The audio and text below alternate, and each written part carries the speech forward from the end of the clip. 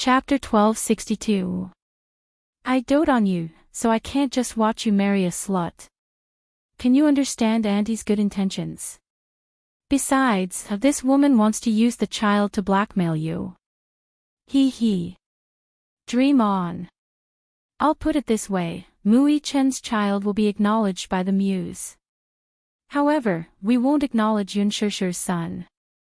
She can forget about bringing that little b*st*st rd into the muse house. Little b*st*st rd. Mu Yaja narrowed his eyes dangerously.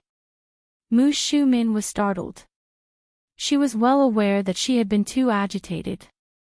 So much so that she had blurted out some words without thinking. She was extremely vexed for a moment. So, she fiercely bit her red lips and stopped talking. Mu Linfeng glared at her angrily, too.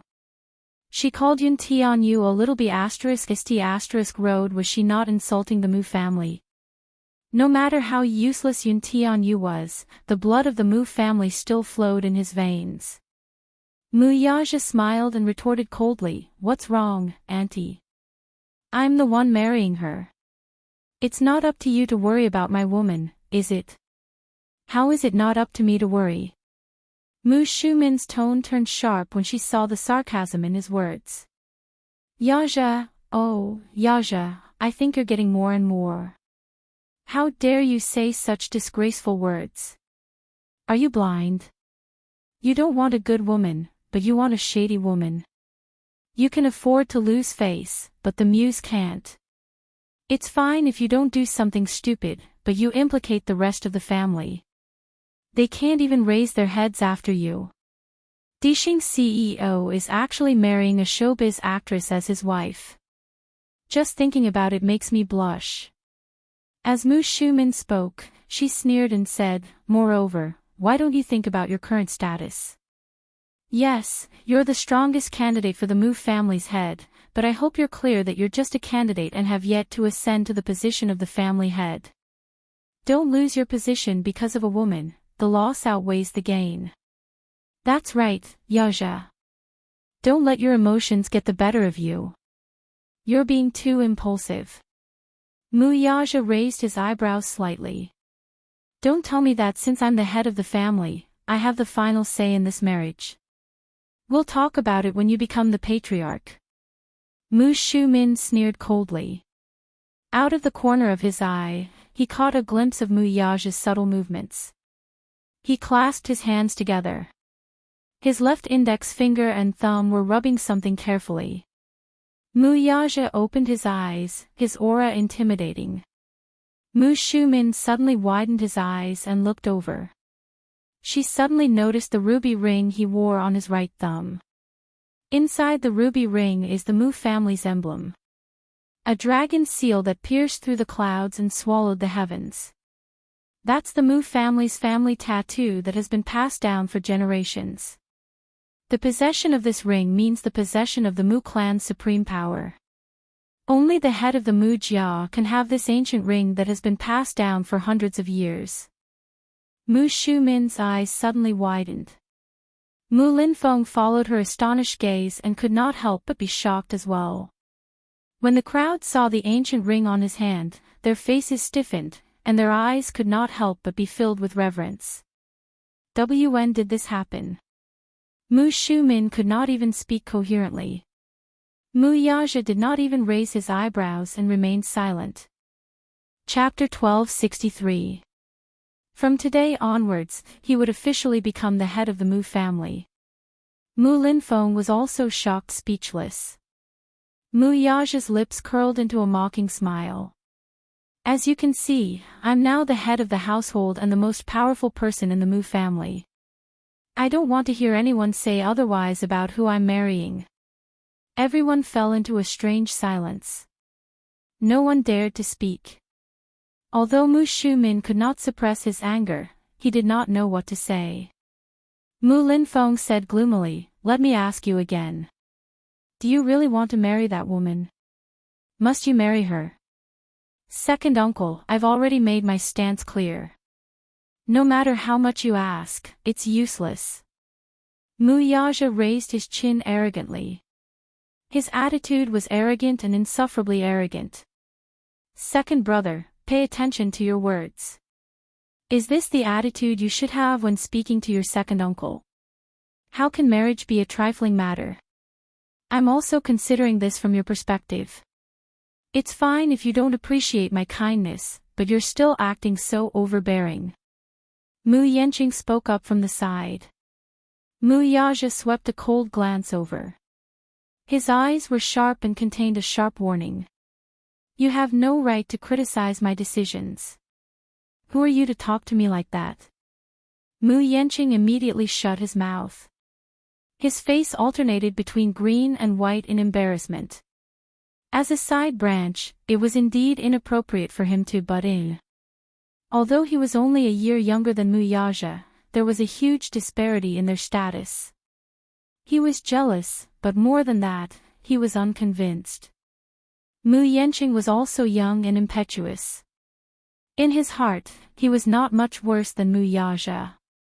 He just lacked the opportunity and status. In terms of ability, he boasted that he was extraordinary. Therefore, when he was pressured by Muyaja, he felt indignant. What right did he have to be so arrogant and overbearing? Was it just because he was the head of the Mu family now? Did he think that he was so great because he was the head of the household? Just because he's the Mujia's patriarch, he can overestimate himself and challenge the authority of the Mujia's rules. What are you being so arrogant for? I wonder how long you'll be able to sit on the patriarch's seat. Mu Yenqing cursed fiercely in his heart. He was extremely unwilling, but he could only force a smile on his face. Do you have any objections to this marriage? Muyaja asked. Mu Shumin's face was full of anger as he said in a sarcastic tone, "Hee, you're the patriarch now, so of course you have the final say. I just feel that your second uncle really made a mistake back then. Why did he support you? Now that you're in power, you're going to drag the entire clan down with you." Muyaja's cold gaze swept over and landed on Mu Shumin's body. The hidden sharpness in his gaze was enough to stab her. Mu Shumin was immediately enraged by his stare. Why are you glaring at me? You don't know the immensity of heaven and earth. Do you really think that you can do whatever you want just because you're the patriarch? No matter what, I'm still your aunt. Don't be too self-righteous. I hope that's the last time you say those words just now. Don't let me hear them again. Are you threatening me? Mu Shumin stood up agitatedly. Shumin, stop talking. Just let him go. He'll regret it sooner or later. Mu Linfeng said angrily. Chapter 1264.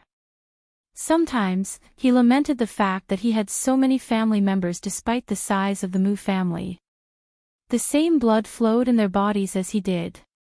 And yet, sometimes, these people might be your family, but they didn't seem like family at all. Everyone here seemed concerned on the surface, but in reality, they couldn't wait to find a suitable opportunity to force him to abdicate. In a family where fame and fortune were the most important things, there was no need to talk about kinship.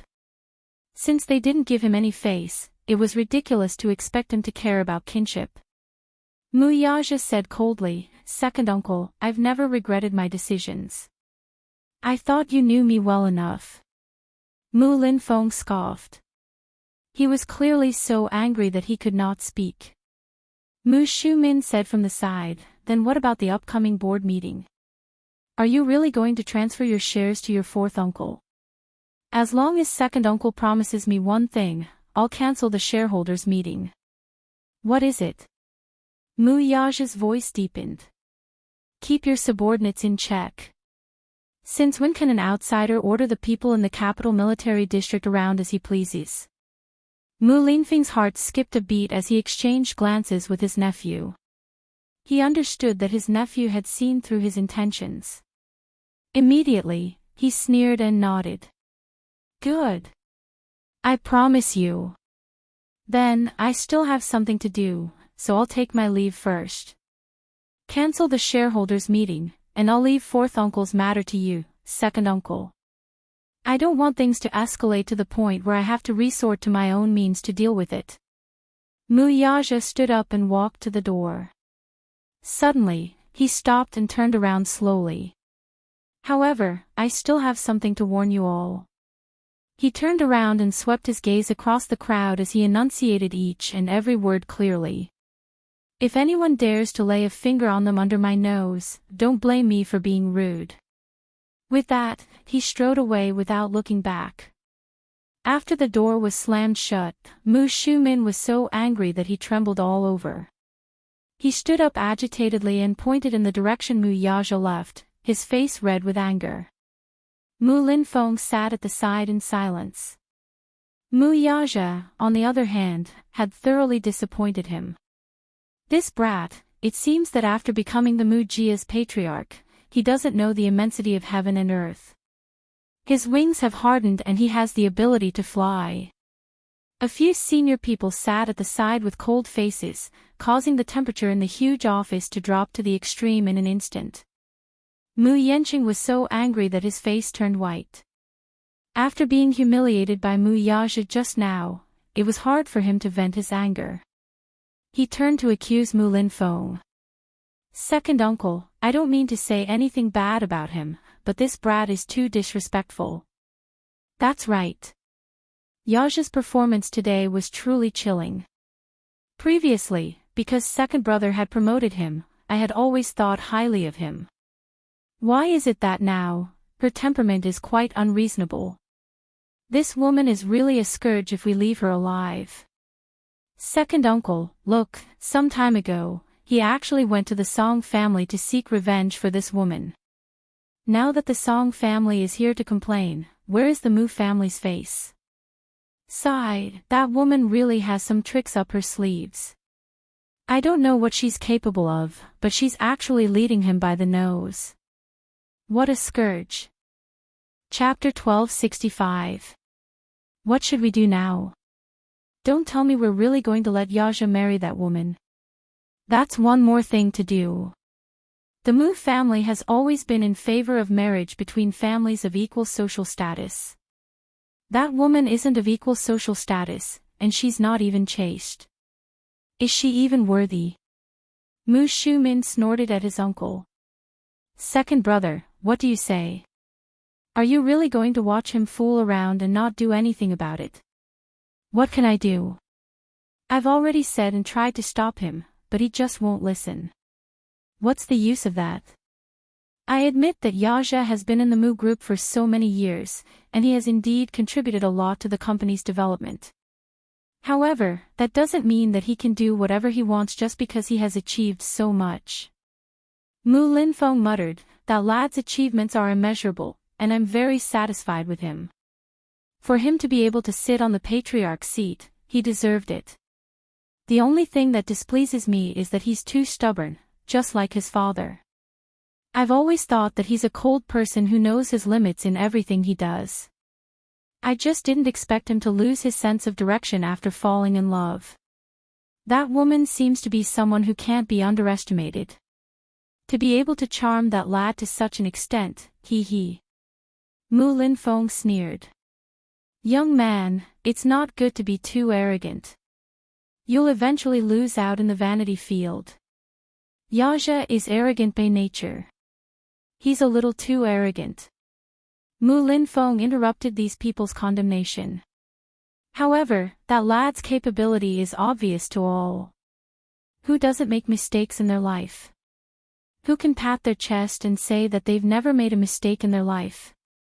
Forget it. Forget it. Mu Shumin was a little agitated. Second brother, what do you mean by forget it? Are you really not going to do anything about this?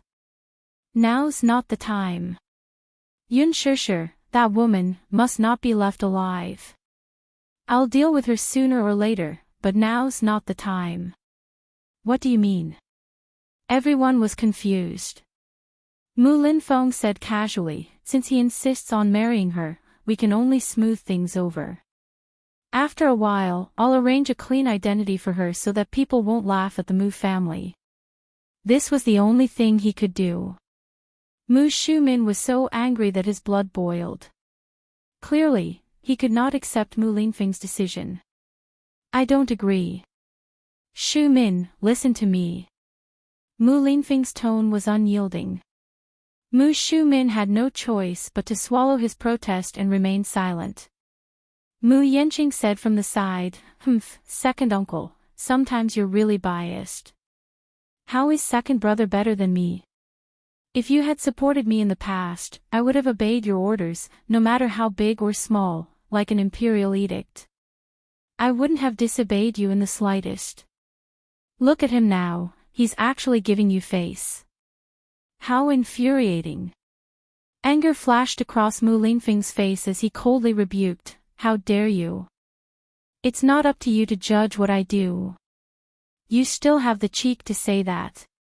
Since you were young, second uncle has never mistreated you. What did you do, though? You keep saying that you're not inferior to him in any way. What about the reality? The difference between you and Yaja isn't just a little bit. Yaja is more capable and outstanding than you. If you were half as capable as him, you wouldn't be like this now. Isn't it because he's the legitimate son and I'm a concubine's son? Mu Yanqing grumbled, feeling wronged. Chapter 1266. Yaja is still young. Sometimes, he doesn't know any better and will inevitably take the wrong path. I'll try to persuade him when the time comes. If it really doesn't work, we'll come up with another plan. Shu Min, what you said today was too extreme. It won't do you any good to anger him. He paused for a moment before saying with a frown, I know what he's capable of doing. That's why you should know your limits when you speak to him in the future. Got it, second brother, Mu Shumin reluctantly agreed. After that, Mu Linfeng made a call to the military. Mu Lianjua's men were all deployed from the military. In other words, his every move was under his nose. He was aware of this matter, but he did not do anything because, as Mu Yaja had expected, he wanted to use his brother to get rid of Yun Shishir, who was in his way. Unexpectedly, Mu Yaja's attitude toward this was unexpectedly firm. He had no choice but to stop. With a call from him, the people in the military immediately obeyed the imperial edict and withdrew all their men. When Mu Lianjua learned of this matter, he knew that the situation was hopeless, but he was indignant. Hence, while the men in the military district were sent back, the assassins he had sent out were still on their way. He had no intention of calling them back. Mu Yaja had caused him to suffer greatly, so he had to give him a taste of his own medicine. The sky gradually darkened. Yu Yu sat on the mountaintop, bored to death. Zhao Linghua was still chattering in his ear, but he chose to automatically block her. She did not seem to have any intention of stopping. Yu Yu finally could not hold it in any longer. Aren't you tired? What? Aren't you tired of talking all the time? She stuck her tongue out and smiled. Now that you mention it, I'm a little thirsty. Thus, she pulled his hand. Let's go, I'll bring you to quench your thirst. Yu Yu was reluctant, but she was too strong for him to do so. She jogged happily with him and came to a mountain pass. Walking down a long flight of stone steps, Yu Yu suddenly saw a jade-green color. His curiosity was piqued. He raised his head and looked around. At the foot of the mountain, there was a green mountain spring. It was a natural spring. At a glance, it was green and clear, so clear that the bottom could be seen. Let me tell you a secret. The spring water here is called Holy Mother Spring. The spring water is very, very sweet. You can drink it directly. Every household in the village drinks the water from here. Yu Yu was surprised. You can drink it directly. He couldn't be blamed for feeling strange. Nowadays, in the city, the pollution was getting worse day by day. Not to mention the spring water, even the small rivers were horribly polluted, and the stench was overwhelming. Although the government had spent a lot of money to clean up the environment, there were no results. The smog was getting heavier and heavier. The river water was also getting more and more turbid. In his entire life, this was the first time he had seen a spring that was so clear and green. Lingling walked to the side of the spring, scooped up a handful of spring water, leaned her face in, and drank a big mouthful. When Yu saw this, he imitated her and scooped up a handful of water to taste. It was indeed sweet. Isn't it very sweet? Lingling asked triumphantly.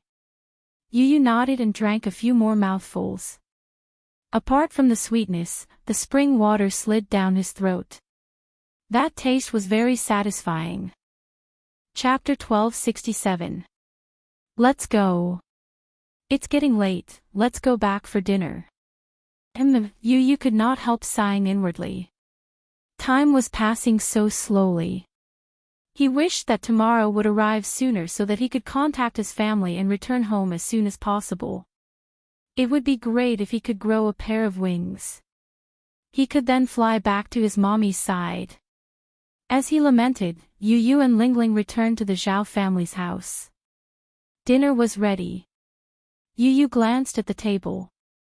The dishes were simple and plain, but they were all homegrown vegetables and rice. Sometimes, he envied such a peaceful and simple life. Yu lamented again. After thanking Zhao Xiangjuan and Li Ru, he picked up his bowl. His eating posture was so elegant that it was truly astounding. Li Ru could not help praising, "Ah Jun, look, the children in the city are indeed different.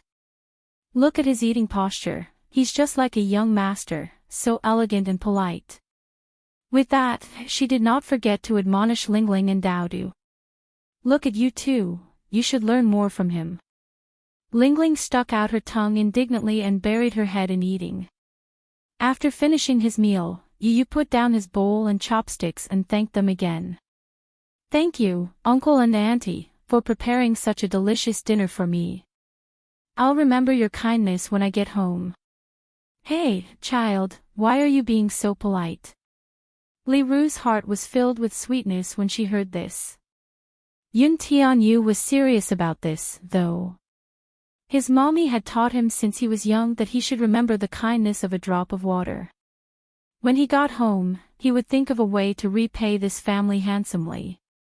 At night, there were only a few small rooms in the Zhao family's house. Usually, Daodu and Lingling slept on the same bed. Now that Yu was here, they could only suffer and squeeze together with the three children. Yu was not used to beds. The Zhao family's bed was especially hard, so he did not sleep well. He tossed and turned in bed and only fell asleep in the middle of the night. In the middle of the night, Yu was half awake when he suddenly heard a commotion outside the door. Yu was awakened by the noise and saw Li Ru running in with her hair disheveled. Without saying anything, she picked up one child in each hand and woke Lingling up. She lowered her voice and said, "Lingling, wake up. Come with me." Lingling had a confused look on her face. She was half awake, but she subconsciously listened to Li Ru and ran behind her. Li Ru carried Yu and Daodu in each of her arms while Lingling followed behind her. She ran up the mountain with the three children in tow. What happened? Lingling followed behind Li Ru, panting heavily. She rubbed her sleepy eyes with one hand, obviously confused. Just now, in the middle of the night, she suddenly heard the courtyard door outside her house being kicked open. She immediately got up from the bed and rushed to the door with Zhao Shengjuan, only to see a few men in black walking in. Their first words were, "Where's the child?" "Child?" Li Ru did not understand. "What child? Who are you? Don't play dumb. Hand over the child you saved today." They followed the trail all the way here. Just as they arrived at the village, they heard that this family had saved a child from the mountains. The child was about 7 or 8 years old and was covered in blood. They were certain that this child was the one they were looking for. Zhao Xiangjuan immediately realized that these people did not come with good intentions, so he quickly ordered Li Ru to take the child and escape from the back door, leaving him alone to deal with them. Chapter 1268. Zhao Xiangjuan immediately realized that these people were not friendly, so he hurriedly instructed his wife to run from the back door with the children, leaving him alone to hold them off. The woman, who was flustered, did as she was told. She ran to the room with her hair disheveled. Carrying Yu Yu in one hand and Dao Du in the other, she woke Lingling up and ran out from the back door with the 3 children. There was a very secluded mountain path at the back door of the Zhao residence, which led up the stairs. At this time, it was dark and windy. The night wind in the mountain forest was especially strong. It whistled like a knife, stinging one's cheeks. Li Ru ran in a panic, not knowing how far she had run with the children in her arms. As a farmer's woman, she had amazing physical strength because she had been doing farm work since young. Yu Yu and Dao Du were very thin, so they did not weigh much in her arms. Lingling, on the other hand, was still young.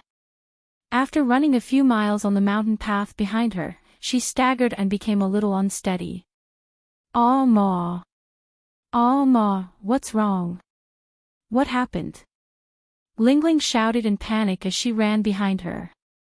Even if her heels were sore, she did not stop running. Yu Yu remained silent throughout the journey. He lay on his mother's shoulder and looked in the direction of the Zhao residence from time to time. Suddenly, an ominous premonition arose in his heart. Could it be that Mu Lianjue's men had caught up with them first? He felt vaguely uneasy. His small hands clenched tightly into fists, and his palms were wet with sweat. Li Ru led them to a secluded temple on the mountain. This temple was old and cold. It had been abandoned for a long time, and no one had taken care of it. Usually, many children would occasionally come to this temple to play. Other than that, there were few people in this area. Li Ru hid in a small house with the children. She put them down, turned around, closed the door, and locked it. Then, she looked outside through the broken window from time to time. Yu Yu looked around. Under the white moonlight outside the window, he could see the dust flying in the air. Perhaps it had been abandoned for too long, for the corners of the room were full of cobwebs. The table was crooked and had fallen to the side, missing an arm or a leg. A musty smell wafted over. The room was cold and damp. Ling Ling, who was barefooted, was shivering from the cold. She walked behind Li Ru and gently tugged at her clothes. "Ah Ma! It's so dark here, I'm scared." "Shoo! Don't make a sound." Li Ru reprimanded him sternly, and then looked outside the house vigilantly. Yu Yu curled up in a corner, her mind racing. He didn't know what had happened, but when he was half awake, he vaguely heard a gunshot and a fierce kick on the door. Then, Li Ru ran in with her hair disheveled. Without saying a word, she carried him and Lil P and ran to the back room. He guessed that something must have happened. Yu Yu pursed her lips and looked up at Li Ru, only to see that she was still in shock. Her chest was heaving up and down violently, and her eyes were filled with fear. He walked over and placed his little hand gently on her shoulder. This small action seemed to have given her a dose of reassurance. Only then did Li Ru's emotions ease up a little. "Auntie, what happened?" Chapter 1269. In an instant, all her fears collapsed. She burst into tears. "I don't know, either. I really don't know what happened. Your uncle told me to bring you guys away first, so I didn't think much about it." She then gave him a rough account of the situation. Upon hearing this, Yu Yu guessed that the assassin sent by Mu Lianjue had caught up with them. "Auntie, why didn't you tell me earlier?" Yu Yu looked at her with a complicated gaze. "Their target is me. There's no need to implicate you guys." In his heart, he felt grateful and guilty toward Zhao Xiangjuan. Those people wanted them to hand over the child, so Yu Yu was certain that they were here for him. In fact, as long as Xiao Xiangjun handed him over, they would not be implicated. Yu Yu did not want to implicate the innocent, nor did he want to sacrifice unrelated people. Hence, he stood up and walked toward the door. Li Ru pulled him back. "Where are you going?" "Those people are here for me." Yu Yu replied in a low voice, "If I go back now, Uncle will be safe. Otherwise, I'm afraid that something will happen to him." "No. It's too dangerous for you to go back. They all had guns in their hands now. It's too dangerous." Li Ru insisted on not going back. She was not cultured, but her nature was simple and honest. She was very kind. She could not watch such a young child put himself in danger. "Don't worry, your uncle will be fine. He'll be fine." Li Ru kept repeating these words as if she was hypnotizing herself. She kept consoling herself. Yu Yu felt especially upset. In his heart, he only hoped that Zhao Xiangjuan would be safe and sound. Lingling and Lil P were huddled together helplessly, shivering from the cold. She had no idea what was going on, and her eyes were filled with fear. Lil P, on the other hand, was also panicking. She snuggled tightly in Lingling's arms and widened her eyes pitifully. There was only confusion and fear in her eyes. Li Ru hugged Yu Yu tightly in her arms. She felt extremely uneasy and tormented all the time. Time passed second by second, and it felt like a century. The sky gradually brightened, and it was dawn. Suddenly, shouts could be heard from the mountain. "Ah Ru! Ah Ru! Daodu's mother!" Hearing this, Li Ru was startled. However, she could vaguely tell that one of the voices belonged to her sister-in-law. She immediately opened the door. "Qinfin!" Li Ru called out. A series of messy footsteps ran in her direction. Soon, a group of villagers rushed into the temple. Seeing that it was Li Ru, her sister-in-law rushed over with tears streaming down her face, wailing loudly, "Li Ru, hurry back and take a look. My father, my father." Hearing this, Li Ru became nervous. What happened to his father? The woman slapped her thigh with tears in her eyes. Suddenly, she saw Yun Tianyu behind Li Ru. She rushed over and pushed his shoulder. Yun Tianyu was suddenly pushed to the ground. When his back hit the ground, it affected his wound. He involuntarily sucked in a breath of cold air from the pain and opened his eyes abruptly. Lingling was shocked. She hurried forward and helped Yu Yu up. Li Ru was stunned and shouted, "Qinfin, what are you doing? Why did you push this doll?" Chapter 1270. What do you mean by that? She panicked. What's going on? What's wrong with my son's father? Tell me quickly. Qinfin hurriedly said, "My son's dying, you'd better go back and take a look." "Ah!" She screamed and immediately ran in the direction of the house. Yu Yu and Lingling looked at each other before the three children followed closely behind. She ran all the way down the mountain and rushed into the courtyard. Seeing 5 fully armed men, she was stunned at first. Her heart skipped a beat and she took a step back. However, when she calmed herself down and sized up the men standing in front of her, she realized that they were not the men in black who had broken into the house in the middle of the night. Li Ru looked around with trepidation, only to find that there were a few cold corpses lying at the feet of these people. Her eyes widened in fright and she subconsciously screamed, "Ah!" For so many years, Anyang village had been a peaceful place with simple folk customs. Everyone was united and friendly, and no one had ever died here. Hence, this was the first time she had seen such a tragic scene. She took a closer look and saw that these corpses belonged to none other than the men in black who had broken into the house in the middle of the night with guns in their hands. The thick and pungent smell of blood assaulted her nostrils. Li Ru was frightened and took a few steps back. At the same time, she became vigilant and looked at the men in front of her warily. Who are you? The mercenaries turned around and glanced at her before asking coldly, "Where's the child?" She was even more alarmed when she heard that. "Who are you?" Yu and Lingling arrived just as she finished speaking. She anxiously stepped forward and shielded him behind her. When the mercenaries saw Yun Tianyu, the leader of the group took out a photo from his breast pocket. After carefully comparing the photo, he walked toward him. Li Ru became more alert. Qingfen stomped her feet in anger. "Ah Ru, why are you still helping this scourge at this point? Hand the child over to them." "No. The child is innocent, we can't hand him over to them," she insisted stubbornly. Yu furrowed his brows and glanced at the mercenaries. When he saw the Hurricane Group logo on their armbands, his brows relaxed and he slowly pushed her away. She was shocked and reached out to pull him back, but Yu placed his hand on the back of hers. "Don't worry, Auntie." With that, he turned around and calmly walked toward the mercenaries.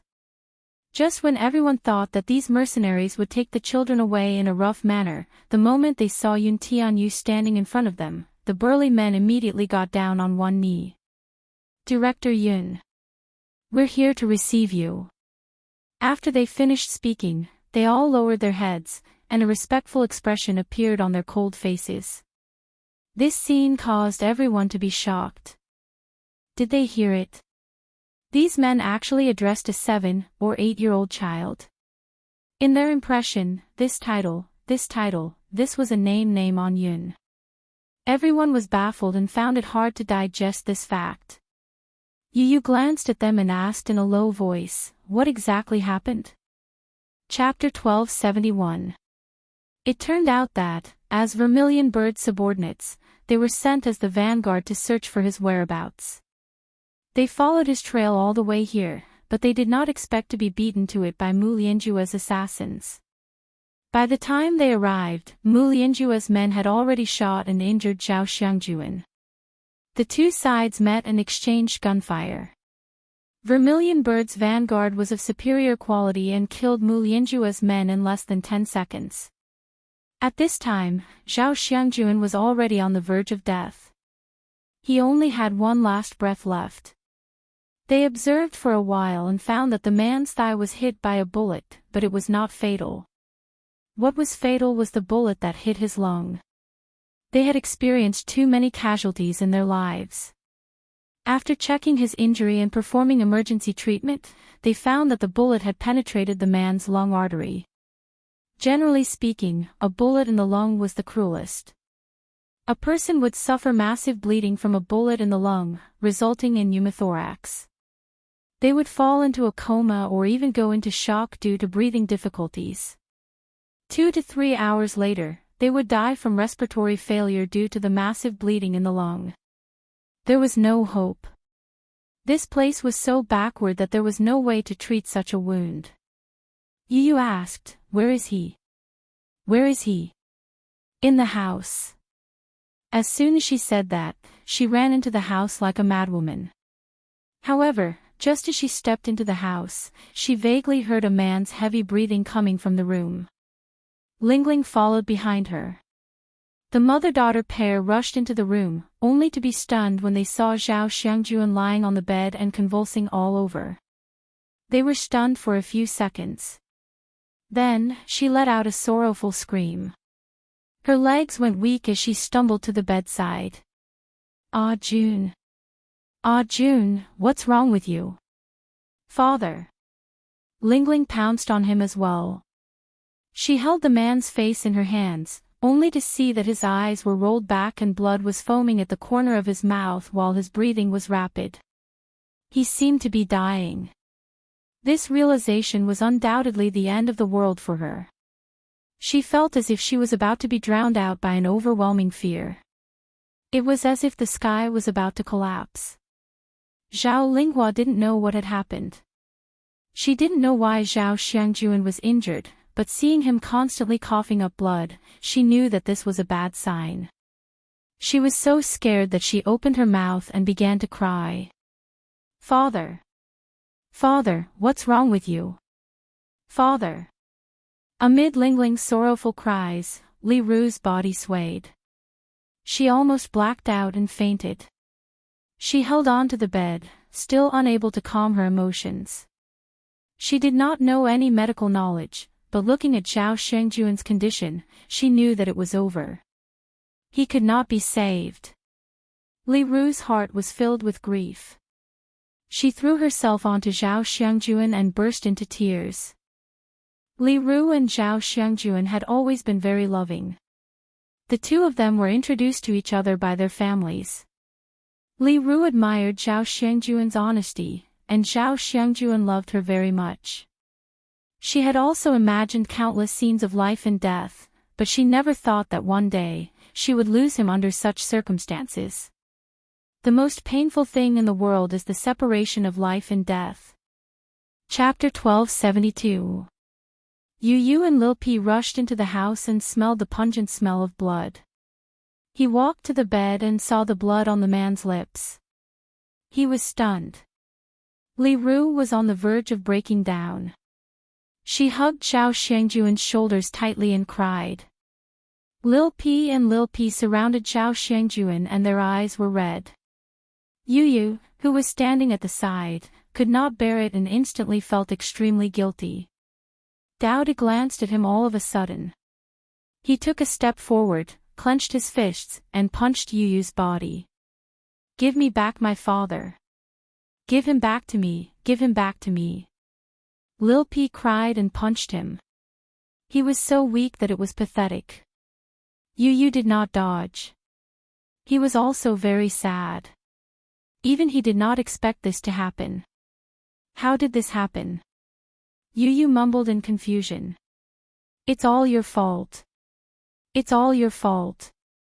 Lil P collapsed on the ground and wailed. He rubbed his eyes and his face was wet with tears. Li Ru and Lil P were also in tears. Red Sparrow received news that the man had been found. She immediately rushed over with her men after receiving the coordinates. It was already dawn.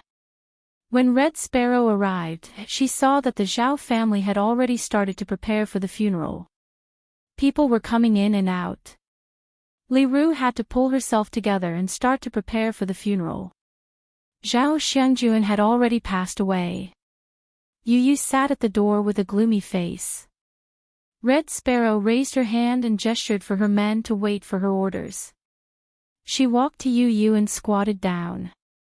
President Yun, I'm sorry I'm late. Yu Yu's eyes were gloomy as he lowered his head without saying a word. The vermilion bird was slightly startled. She could not help but reach out and gently place her hand on his shoulder. Yu Yu suddenly raised his hand and held her hand tightly. President Yun, Red Sparrow was stunned and looked at him in surprise.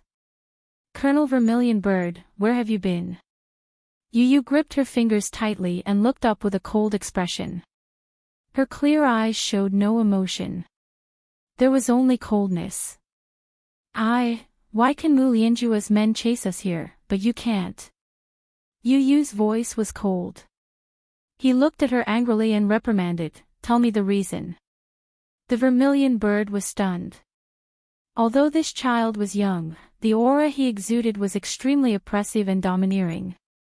She was slightly shocked. Are you really going to give your all in this operation? Yu Yu said coldly, don't tell me, Colonel Suzaku, you're worse than those people. I'm very disappointed in you. I'm sorry, President Yun. This time, it's my fault. Vermilion Bird lowered her head in guilt. Yu Yu said mercilessly, reflect on yourself when you get back.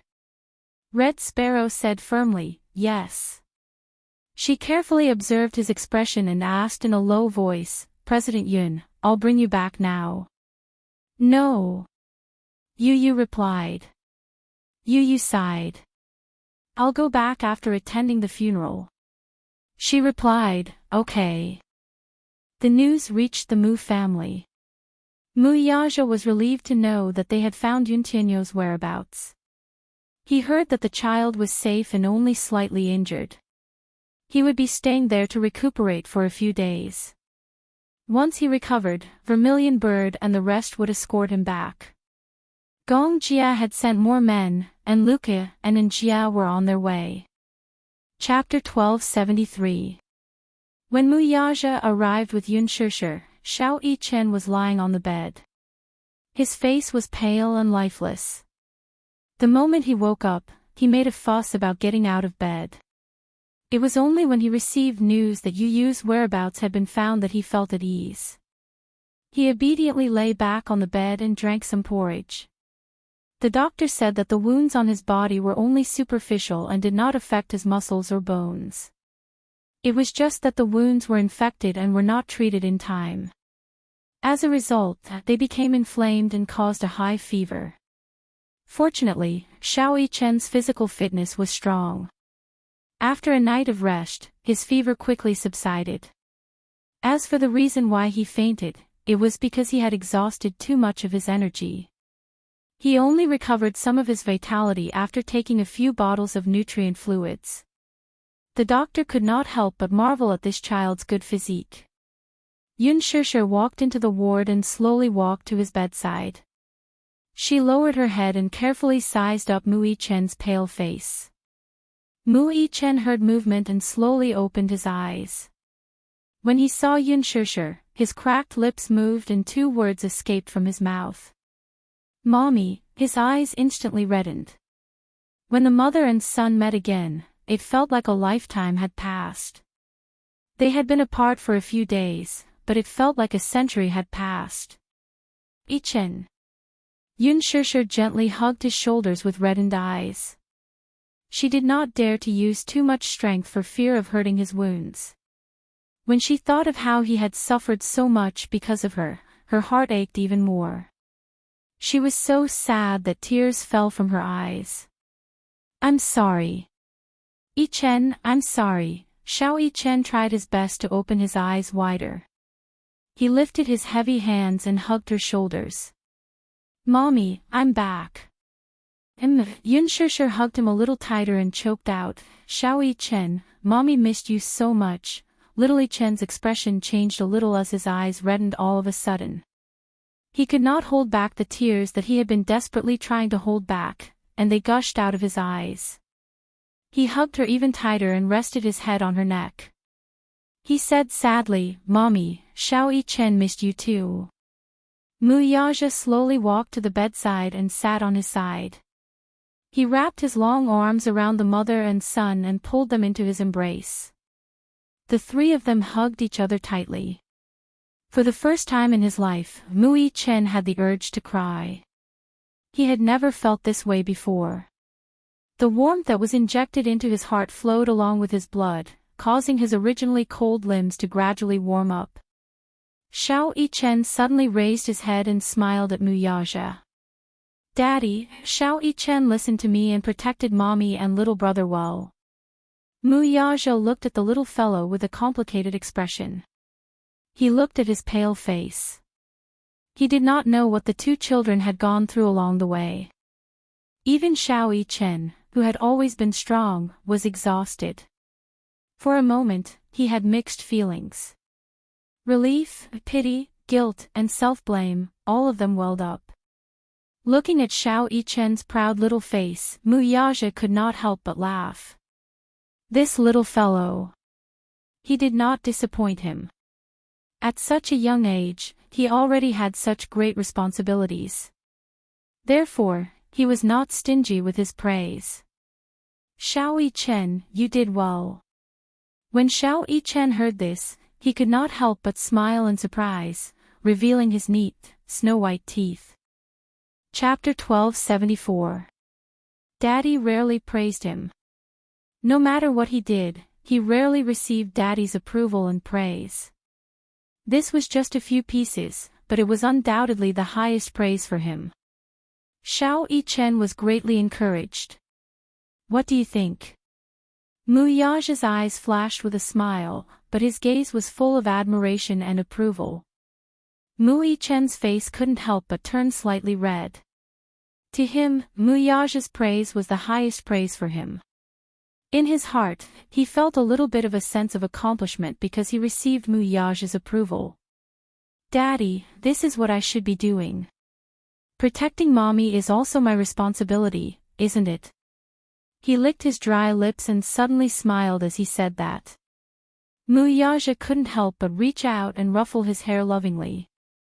The warmth from his palm was so real. Mu-I-chen was extremely greedy for this warmth and closed his eyes contentedly. Daddy, Mommy, when are we going to bring little brother home? Yun Shishir gently rubbed his little hand and gently coaxed, when you're better, we'll bring you home together, okay?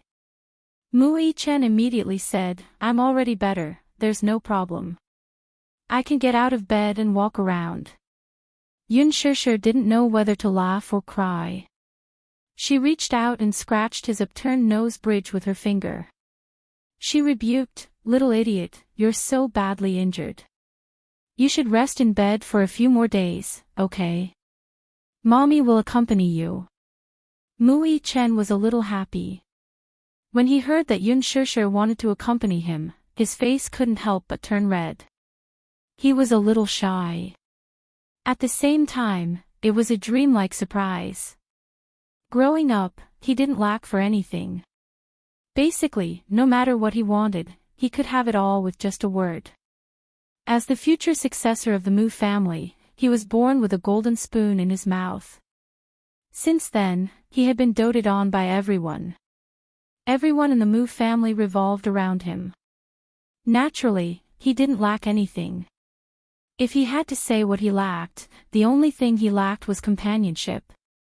Sometimes, he really envied children of the same age who could have so much companionship.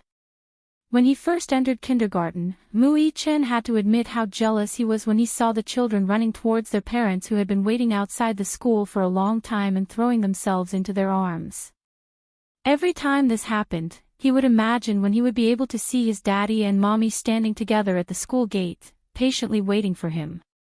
But every time, he was greeted by a cold car. What he wanted was the company of his parents. For ordinary children, the company of their parents was often very simple and easy to obtain. However, for someone of his status, this request seemed so extravagant that he could only look forward to it. In fact, every time he received those expensive gifts, he wanted to throw them on the ground and tell his daddy, "This is not what I want. What I want is for you to accompany me. Even if it's just a little bit of time every day." His biggest wish was that his daddy could spend more time with him every day, just a little bit more. Although this thought was a little greedy, it was his most sincere wish. However, it was different now. He had a mommy. Mommy would accompany him and patiently care for him by his bedside. She would peel fruits for him, cut them into small pieces and patiently feed them to him. Chapter 1275. A child's world was so simple. What they wanted was usually very simple. At the thought that his mommy would be by his side for the next few days, Mu-I-chen's heart leaped with joy. He even felt that it was quite worth it to get such treatment in exchange for all his injuries. When he thought about how he had gotten injured in the past during the special training camp and how he had pulled through in the end, he really felt a little pitiful when he thought about it. Humph. Sometimes, this daddy of his was really lousy. Mommy is still the best. As he thought about this, he couldn't help but put his thoughts on his face as he snuggled up in Yun Shishir's arms. At the same time, from the corner of his eye, he lightly glared at Muyaja, as if to say in disdain, "Mommy still loves me the most." After saying this, he didn't forget to stick out his tongue at Muyaja provocatively. Yun Shishir didn't know whether to laugh or cry, but she couldn't help pinching his cheeks. This kid had only been with Yu for a short period of time, but he had also become so clever. In the past, no matter what, he would never have said such a thing. Mu-I-chen beamed with joy and hugged Yun Shishir tightly, completely ignoring Muyaja. Muyaja felt that he had been left out. This kid. Muyaja chided in his heart, but in the end, from the bottom of his eyes, there was a rare doting and playful look that was rarely seen. The most bland happiness was nothing more than this. He thought in his heart. Mu-I-chen suddenly thought of something and his good-looking brows suddenly raised slightly. He lifted his little face and whispered into Yun Shusher's ear, "Mommy, when are you going to give birth to a younger sister for me?" When these words entered Yun Shusher's ears, her face immediately flushed red. She pursed her lips, obviously a little shy. Mu-I-chen's question had really caught her off guard and she was completely unprepared. Muyaja didn't hear what Mu-I-chen whispered into Yun Shusher's ear. He only saw her face change, as if she was a little embarrassed. Yun Shusher rebuked and poked Mu-I-chen's head. She laughed and said, "What are you thinking about all day long? Mommy, are you shy?" Mu-I-chen looked at her, black and white eyes, bright, shining with a naughty luster. Yun Shusher blushed when she heard this. Muyaja glanced at him and couldn't help but ask, "What were you whispering about?" Before Mu-I-chen could say anything, Yun Shusher immediately said, "Don't tell him." Muyaja's eyes narrowed dangerously as he swept his gaze over Yun Shusher and Xiao I-chen. In reality, Mu-I-chen had always wanted a younger sister. He had even fantasized that if he had an adorable younger sister, he would definitely dote on her to the core and give her a lot of love. He would treat her like a little princess in the palm of his hand and make her happy and blissful. Perhaps this had something to do with his personality. Xiao I-chen had been instilled with strict teachings since he was young. This made him extraordinarily responsible at a young age. He liked to take care of the weak. He wanted a younger sister because he had seen a pair of siblings outside an ice cream shop. The older brother was very tall, about 1.8 meters tall, while the younger sister was as small as a bean, riding on the older brother's shoulder. Chapter 1276. However, it wasn't difficult for him to see her dependence on her brother. Her brother had been carefully protecting her from the start. The doting and gentle look in his eyes made the entire scene seem very loving. He was extremely envious. He really wanted to have a younger sister like her. Then, he could also dote on her, protect her, and accompany her as she grew up. This was Xiao I-chen's ultimate dream. He thought that if he had a younger sister, he would definitely be a successful and responsible older brother. As he thought about this, the hope in his heart burned even more. He looked at Yun Shusher with great expectations. It was as if he was saying, "Mommy, give birth to a younger sister. I want a younger sister." For a moment, Yun Shusher felt embarrassed and helpless. She didn't know how to answer the child's question. Muyaja looked at her face and couldn't help but lean closer to her. He whispered into her ear with a devilish expression, "What did he just say?" I didn't hear him," she mumbled softly. However, she was going to play dumb until the end. Muyaja narrowed his eyes. This woman was obviously brushing him off. He couldn't help but feel displeased. When Xiao I-chen couldn't see him, his large palm gently patted her buttocks. There was a hint of danger in his voice as he said, "Speak." Yun Shusher was so angry that she was at a loss for words. How could this man be so vile? Was he trying to take liberties with her in front of the child? Xiao I-chen didn't see Muyaja's little movements. However, he caught the hint of anger in Yun Shusher's eyes when she looked at Muyaja. He said angrily, "Daddy, you're bullying Mommy again." Muyaja was speechless. This brat is so biased. His little love rival. Muyaja scolded him in his heart. It seemed that in the future, not only would he have to compete with Yu for Yun Shusher's affections, but even this kid would have to join the battle. As sons, they all sided with their mother. Right now, both sons were protecting their mother without exception. Muyaja could not help but feel sour in his heart. He narrowed his eyes and couldn't help but think that it would be great if he had a daughter. It was said that daughters were their father's little lovers in their previous lives. Daughters always loved to stick to their fathers. Muyaja was also looking forward to having a little princess. Speaking of which, the Mu family had always been patriarchal. In the Mu family, a mother's status depended on her son. Although some words were unpleasant to hear, the idea of valuing sons over daughters had never changed in the Mu family. A son was more precious than a daughter. Especially in a prestigious family like the Mu family, the status of having a son is different from those who have daughters. Putting everything else aside, Mu Xing's third concubine had given birth to a daughter for her first 2 pregnancies. When she was pregnant with her 3rd child, she panicked and did a checkup to find out that it was still a daughter. Gritting her teeth, she stomped her feet and aborted the child. For the 4th time, a son finally came.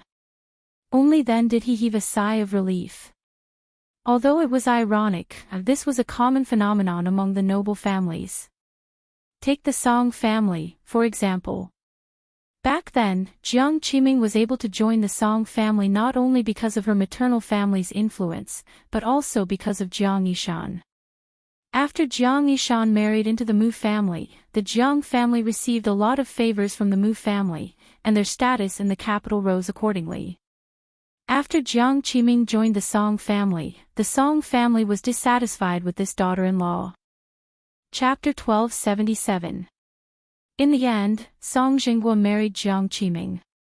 When Jiang Qiming first married into the Song family, Madame Song said that she hoped that she could bear children for the family. When these words entered Jiang Qiming's ears, she felt a little upset. She felt that she had become a fertility machine after marrying into the Song family. Before she married into the family, she heard that Madame Song was famous for favoring sons over daughters. Jiang Qiming had carefully inquired about it. At that time, Madame Song said to her, "Sons and daughters are the same. They are all the blood of the Jiang family and are Jinggua's flesh and blood.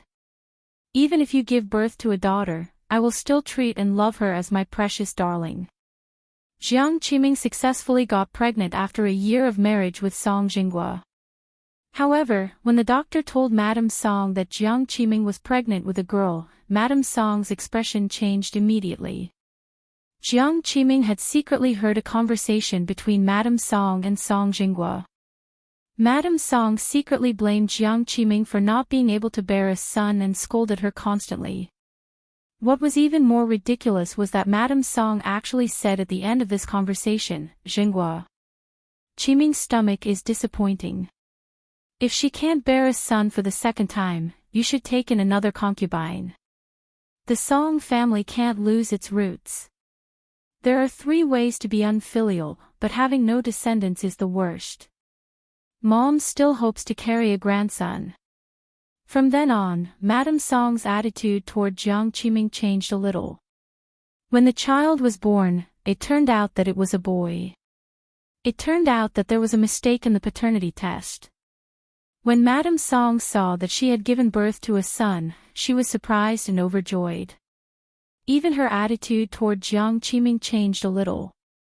After having Song Yunxi as a son, Jiang Qiming gave birth to Song Enya and Song Enshi one after another.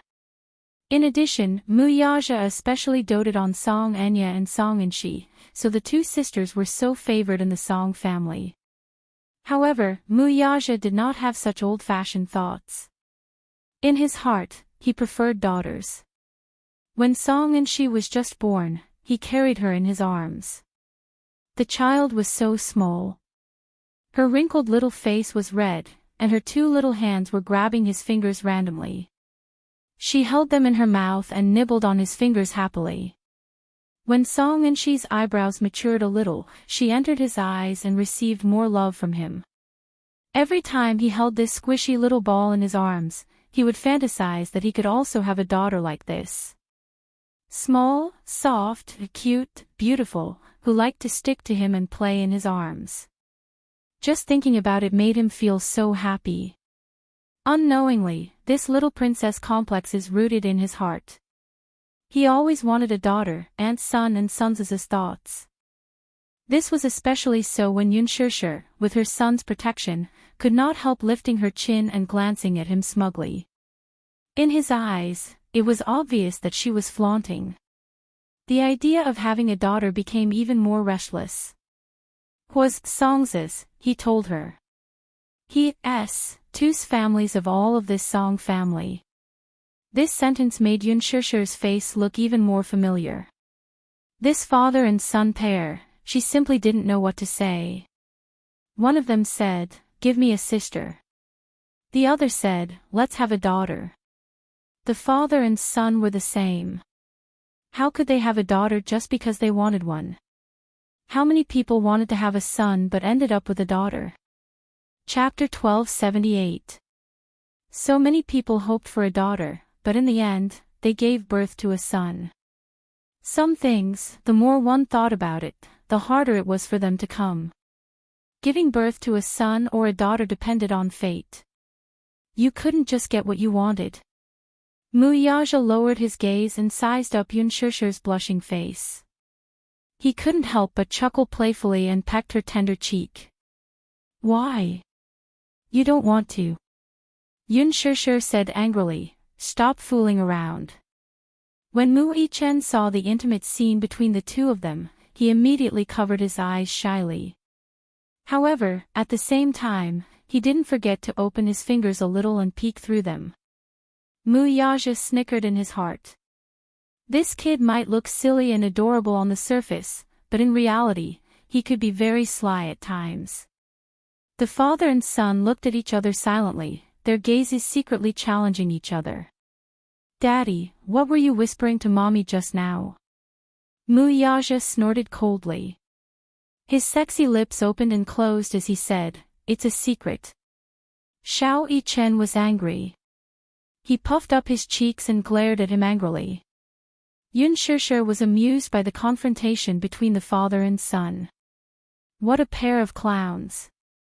She thought to herself, but she also found it interesting. When Mu Yichen saw Yunshushu laughing secretly, he immediately looked at her with an aggrieved expression.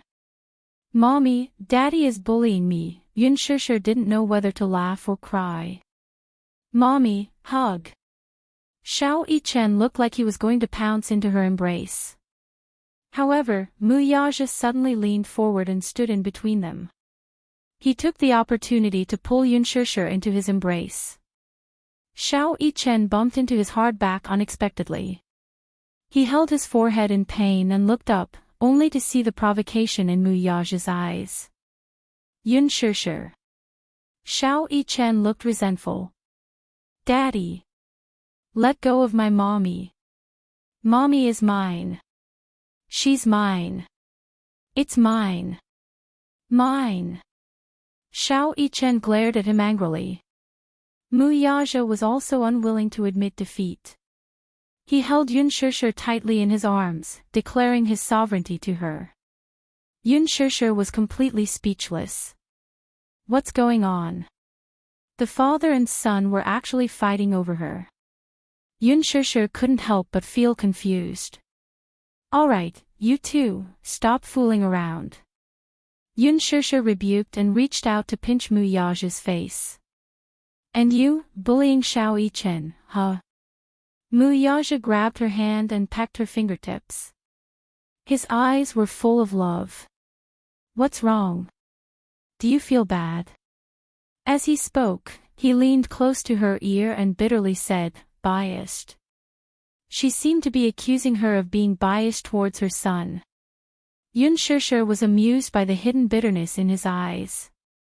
Mu Yichen suddenly licked his dry lips and said pitifully, "Mommy, I'm thirsty." Yunshushu immediately stood up.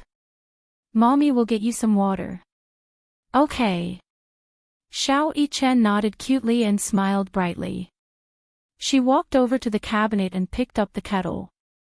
However, she realized that there was no hot water in it. Hence, she said, "I'll go make some water. Baby, be good and lie down. Don't get out of bed and walk around." "Okay. If you want to eat fruit, Mommy will peel an apple for you when I come back." "Okay." Xiao Yichen smiled. Yun Shishir took the 2 kettles and left the ward. The moment the door closed, the father and son looked at each other and exchanged glances. Mu Yichen suddenly leaned against the headboard of the bed slowly. He looked like an old man. Chapter 1279. Mu Yaja. He wondered where this kid had learned to speak in such a manner. Xiao Yichen slowly added, I have a wish that I need you to fulfill. Mu Yaja's curiosity was piqued when he heard that, so he asked, what wish? Work harder. I want mommy to give birth to a little sister for me. Xiao Yichen spoke the truth. Mu Yaja couldn't help but laugh. This kid had the same thoughts as him. Xiao Yichen had no idea what Mu Yaja was thinking. He casually said, I want a little sister. Daddy, you have to work harder and fulfill my wish as soon as possible. Mu Yaja asked, is that what you said to mommy? Aha. Xiao Yichen paused for a moment before he nodded and said, I told mommy that I want a little sister. Mu Yaja muttered, Mu Yichen suddenly thought for a moment and couldn't help but ask, Daddy, there's something I've wanted to ask you for a long time. Mu Yaja glanced at him quietly and asked, what is it? Xiao Yichen chuckled and leaned forward. He smiled and asked, where did I come from? Mu Yaja was taken aback. Whether it was a child or not, they would ask this question. Why didn't he ask this question when he was young? Xiao Yichen noticed that he was silent for a long time and couldn't help but urge him. Daddy, is this a difficult question? Tell me. Tell me, tell me. Mu Yaja glanced at him and gave him an ambiguous answer. You came from your mommy's stomach. Xiao Yichen furrowed his brows when he heard this. He didn't quite understand. He didn't quite understand. He knew that he came from mommy's stomach. He had seen pregnant women with big bellies before. At first, when he saw those women's bellies swollen like balloons, he was a little surprised and thought that they were sick.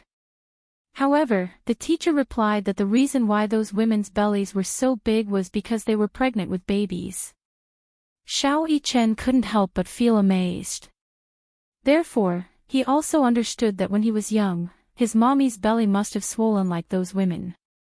When she was pregnant with him, his mommy must have been very tired. A child's world was so pure and innocent, and their thirst for knowledge was so strong. Mu Yichen knew that he came from his mommy's stomach. But what he didn't understand was how he came to be in his mommy's stomach, and how he came out of her stomach. Thus, he asked the question in his heart, Daddy, then answer me. How did I get into mommy's stomach? Mu Yaja pondered for a moment, then threw out a typical official response. You'll understand when you grow up. What?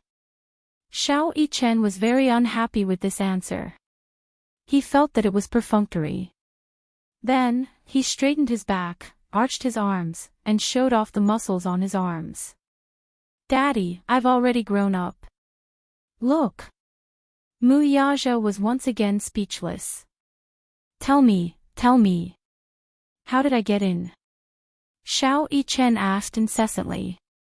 Mu Yaja raised his brows, thought of a literary answer, and said mysteriously, because Daddy planted a seed in mommy's body. Xiao Yichen widened his eyes in surprise. A seed? Yes. A seed. You and your brother are that seed. Oh. Chapter 1280. When Yun Shishir returned, she saw Xiao Yichen pestering Mu Yaja and asking relentlessly, Daddy, Daddy, then how did you plant my brother and I into mommy's body? Yun Shishir froze on the spot when she heard that. Her face flushed red again. She was embarrassed and annoyed as she glared at Mu Yaja angrily. She didn't know what the father and son were secretly discussing while she wasn't around. What did he mean by, planted into mommy's body? Why did these words sound so filthy and perverted the more she listened to them? The father and son clearly didn't realize that Yun Shishir had pushed open the door and walked in. They were still discussing a certain sacred topic. As Muyaja peeled an apple for him, he said mysteriously, "You've been injected before, so you should know what it's like." "Yes. I know." Xiao Yichen nodded his head vigorously, his face full of curiosity. Muyaja said in a low voice, "It went in just like that." Yun Shishir, Xiao Yichen widened his eyes in disbelief, but he still didn't quite understand. "Daddy, I don't really understand." "It's a needle used for injections." "Could it be that Daddy also used a needle to inject the seed?" Muyaja said impatiently, "Figure it out yourself." "Oh. I understand now. Daddy, is it that syringe?" Muyaja, Yun Shishir, she was really a little flustered. "Then, how did my brother and I come out of Mommy's body?" Xiao Yichen pestered him again, once again displaying his strong curiosity. The little guy was determined to get to the bottom of this. Muyaja glanced at him. "Son, can you ask some questions that are beneficial to your body and mind?" "Isn't this a question that's beneficial to your body and mind?" Xiao Yichen retorted with a strange expression, leaving Muyaja speechless. Ahem, Yun Shishir blushed. She clenched her fists and pretended to cough, instantly attracting the father and son's attention. She felt that if she didn't interrupt at the right time, who knew what this man was going to instill in his son? Oh my God! So embarrassing. What syringe, injection, how could he answer like that? Xiao Yichen turned his head and saw Yun Shishir return to the ward with 2 bottles of hot water. He immediately said enthusiastically, "Mommy, you're back." She gave him a gentle smile. "Yes. Mommy, come back." Then, from the corner of her eye, she glared at Muyichen. The latter sat calmly at the side, showing no signs of repentance. Yun Shishir was even angrier when she saw this. Just as she sat down, Xiao Yichen stuck to her and asked the question that was interrupted just now. "Mommy, tell me, how did you and I come about?" Yun Shishir turned her head with a smile and pinched his tender little face. "Why are you suddenly asking this question?" "I've been thinking about this question for a long time, but I still can't figure it out. How did I come about when Daddy and Mommy got together?" Xiao Yichen looked conflicted as he furrowed his brows. It looked like he had been troubled by this question for a long time. Muyaja looked at Yun Shishir with a teasing and mischievous gaze. His thin lips curled up slightly with a hint of playfulness. He also wanted to see how she would answer this question. Yun Shishir couldn't help but feel a little dazed. When she was young, she had asked her mother the same question. Chapter 1281. Her mother replied, "You are the product of Mommy and Daddy's love. Mommy and Daddy loved each other, and then they had you." When she reached puberty at the age of 12 or 13, she was still clueless about the relationship between men and women. Later on, she had biology classes in school. During class, she could still remember the shyness of the students when the teacher showed them the different biological structures of men and women. It was only during biology class that he realized that her arrival wasn't as simple as the crystallization of love. Hence, Yun Shishir explained to Xiao Yichen, "Baby, have you seen a tadpole before?" Xiao Yichen nodded and said, "Yes, I have. A tadpole is small, black, and has a long tail. It's very cute. In the beginning, you were just tadpoles in Daddy's body." Xiao Yichen widened his eyes in surprise. I'm a tadpole in Daddy's body." As he spoke, his curious gaze landed on Muyaja, sizing him up from head to toe. He wished his eyes could see through the man's body as he widened them so much that they could penetrate his body. Muyaja was silent. This explanation was very good. It was very vivid. Yun Shishir continued to explain, "After Mommy and Daddy got together, the tadpole in Daddy's body swam and swam and swam into Mommy's body. As soon as she finished speaking, Muyaja couldn't help but chuckle. Yun Shishir blushed and flew into a rage out of humiliation. She looked up and glared at him angrily. May I ask if you have any objections to my explanation? Muyaja regained his serious expression and said, no. Yun Shishir covered her face in vexation. Belatedly, she also realized that her explanation was very dirty. However, in Xiao Yichen's eyes, this process was extremely profound. Although he did not fully understand what she was saying, his impression of her became more vivid and intuitive after listening to her words. Yun Shishir used a metaphor to explain to him how the tadpole swam into her body, grew into a baby, and was finally born. At the end of the question, Xiao Yichen was still very confused. I more or less understand everything Mommy said. Xiao Yichen is the best. Xiao Yichen suddenly threw out a very thorny question. The point is, am I not a little tadpole? What I don't understand is how I swam from Daddy's body to Mommy's body. Yun Shishir and Muyaja were stunned. It seemed that a child's thirst for knowledge could not be underestimated. From a certain point of view, it was extremely troublesome to answer a child's various questions perfectly. Even Mommy can't answer it. Xiao Yichen pursed his lips and looked a little disappointed. Yun Shishir blushed with shame and said, this. Muyaja flicked his finger at his forehead and said, you won't understand even if I explain it to you, little idiot. Xiao Yichen held his forehead in pain and looked aggrieved. He stared at Muyaja anxiously and looked very hurt. Daddy, are you bullying me? Are you bullying me because I'm stupid? Pfft. Yun Shishir almost burst out laughing. Did this child have to be so honest? He was so adorable. Mommy, you're laughing at me too. Xiao Yichen complained, feeling wronged. Chapter 1282. Yun Shishir smiled and poured Xiao Yichen a glass of water before placing it on the cupboard next to his hand. Xiao Yichen took a sip the moment he received it. The moment his lips came into contact with the boiling water, he exclaimed in surprise. It's so hot. Yun Shishir was shocked and quickly asked, are you scalded? Little idiot, can't you wait for the water to turn cold before drinking it? Xiao Yichen realized that his mommy seemed to be able to call him little idiot so smoothly. Was he really that stupid? Mu Yichen looked into the distance with tears in his eyes. Lasagna tears. Xiao Yichen was like a delicate flower. He blinked innocently and acted coquettishly at Yun Shishir. It scalded in my mouth. Mommy will blow on it. He seemed to have forgotten that during his survival training in the wild, when he was trapped in the snow with no food or water, he would directly grab the snow on the ground and stuff it into his mouth, let alone boiling water. However, when it came to Yun Shishir, he was no longer as imposing as before.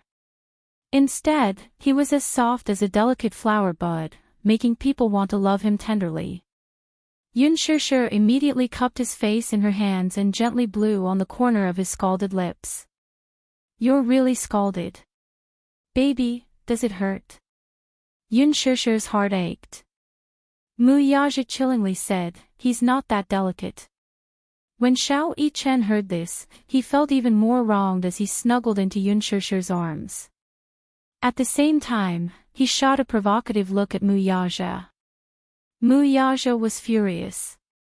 This brat was clearly provoking him. Yun Shishir glared at him. Why don't you try getting scalded? You only know how to make sarcastic remarks. Muyaja was speechless, that's right. Daddy only knows how to make sarcastic remarks. He doesn't care about her at all. Humph. Xiao Yichen followed behind and fanned the flames. Muyaja's face turned completely cold. It was as if a layer of snow had covered his face in the middle of winter, chilling one to the bone. Suddenly, a series of slow footsteps came from outside the door. Then, the door of the ward was slowly pushed open. Mu Sheng, in his hospital gown, stood at the door. The moment the door was opened, the wind from the window blew into the huge ward and brushed against his clothes. With the wind blowing, his clothes fluttered, making him look even more frail and boneless. He narrowed his eyes slightly and looked in the direction of the hospital bed. The scene of the three people joyfully and harmoniously fell into his eyes. Mu Xing looked at Yun Shishir unblinkingly. He did not dare to make a sound to disturb them. He only stood in a remote corner and watched quietly. He was content. He felt extremely guilty towards Yun Shishir from the bottom of his heart. This child, because of him, must have suffered a lot of grievances and hardships. If it wasn't for her, her life would have been very ordinary and peaceful. Now, however, because of him, she had suffered so much injustice. When he thought of this, he could not forgive himself. Don't even dream of getting her forgiveness. Xiao Yichen raised his head and suddenly noticed someone standing at the door of the ward. He widened his eyes and was stunned when he saw Mu Xing standing at the door. "Great Master," he called out subconsciously. Yun Shishir was stunned. She could not help but follow his line of sight and look behind her. When she saw that it was Mu Xing, her face turned cold in an instant. "Why are you here?" His voice was cold and distant. It was obvious that he was very resistant to his arrival. Chapter 1283. He rubbed his hands nervously and looked at her in shame. His old and haggard face could not hide the guilt he was feeling. I'm here to see the children. Is that okay?" he asked carefully. He had let go of all his arrogance and pride to appear so humble. His careful probing tone was as weak as a cicada's wing. Fear was written all over his face. He was afraid that she would heartlessly reject him. Yun Shishir looked at him coldly. Her eyes flickered and she took a deep breath, but she still took a step back. Sure. As an old man and Mu Yichen's great-grandfather, it was understandable that he wanted to come in to see the children. She had no right to stop him. Previously, her attitude towards him was all because when she saw him, she thought of the two children whose life and death were uncertain. Her heart was filled with hatred. If it wasn't for this foolish old man, perhaps the two children wouldn't have fallen into such a dangerous situation. She hated his foolishness and his blindness. She hated that because of him, her mother had passed away at a young age. She hated that because of him, she had suffered so much. However, now that she knew that the two children were safe, her hatred for him had more or less subsided. She was not a magnanimous person, but she knew very well that even though this old man had committed many mistakes and made many foolish choices in his life, he was, at the very least, Mu Yaja's grandfather and Mu Yichen's great-grandfather. However, the bond of blood was difficult to erase. Moreover, this pitiful old man had one foot in the grave. Even if she could not forgive him, she would not blame him too much, either. Seeing her consent, Mu Xing was startled. Leaning on his cane and supported by the nurse, he slowly walked into the ward. His footsteps were heavy and slow. Perhaps his body had reached its limit, but he did not know what was supporting his weak will. He understood from the doctor that he did not have much time left and that his life was coming to an end. However, in his heart, there were still so many regrets that he could not let go of and so many knots that had yet to be untied.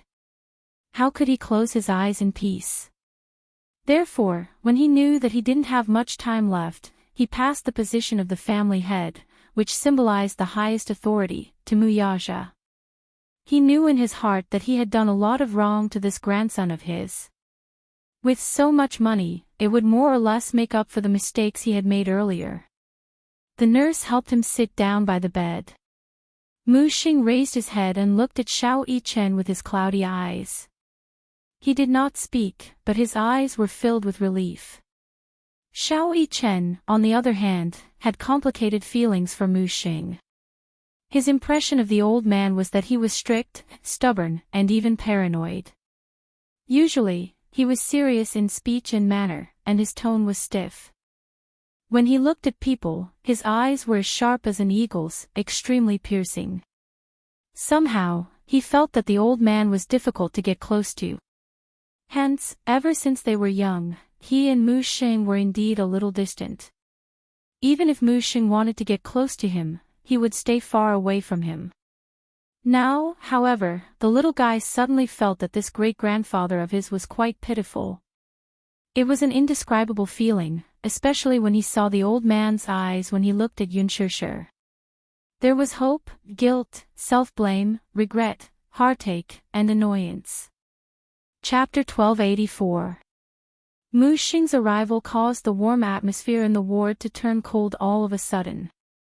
Mu Yaja looked at him and asked calmly, "Grandpa, you're not feeling well. Why did you get out of bed?" Mu Xing sighed. The high-spirited look on his face was gone. "I feel uncomfortable lying down all day, so I wanted to walk around. While I can still walk, I came to see the child." Yunshushu was stunned, but her face remained cold and she did not say anything. These words sounded rather pitiful to the ears. Mu Yichen did not feel good when he heard this. Children were easily soft-hearted. In their naive world, they all hoped for a peaceful family and prosperity. Although he did not like this old man's stubborn and stern look in the past, looking at him now, he found him to be rather pitiful. In fact, he did not know about the feud between Mu Xing and Yunshushu, so he could not help but feel soft-hearted. He said softly, "Grandpa, you're not feeling well. Go back to the ward and rest." Hearing this, Mu Xing's gloomy face was moved.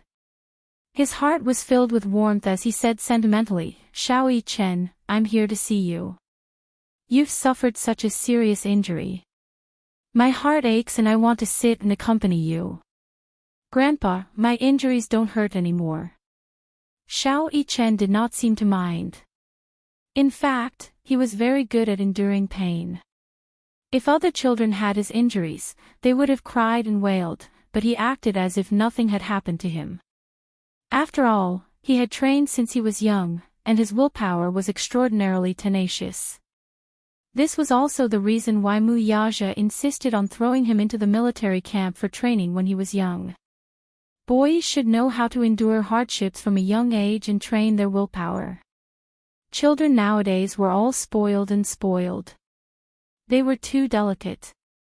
He did not want his son to be raised into a little princess. Boys should be trained. Hearing this, Mu Xing smiled and gently placed his wrinkled hand on the back of his son's hand. When Grandpa Mu was young, he had been in the army. He had been on the battlefield and had also trained. His hand that had held a gun before had a thick layer of calluses on it. Now that he was old, his hand was rough and coarse. It was painful to look at. Yunshushu looked at him indifferently. Her face was expressionless, and her eyes were cold. Although she felt sorry for the old man and found him to be rather pitiful, how could he not be hateful when he was pitiful? There was a saying that went like this, "A pitiful person must have a hateful side." It made sense. When this old man was young, he was also a person who could summon the wind and summon the rain. With such a prominent position, he could cover the sky with one hand. Just now, in ancient times, he was also a figure of a generation of warlords, generals, ministers, and even the monarch of a country. When he was young, he was swift and decisive, but when he got older, he became muddle-headed and made some mistakes. Her impression of him was all from her mother. Selfish, foolish, and cruel executioner. Other than that, there was no direct impression. However, although he wasn't the main cause of his mother's death and his brother's separation, he was a part of the reason. Hence, it was difficult for her to let go and forgive him. The pain of losing a loved one was still deeply ingrained in her heart. Although this wound had scabbed over with the passage of time, it was still unbearably painful when touched. An unintentional mistake was still a mistake. Chapter 1285.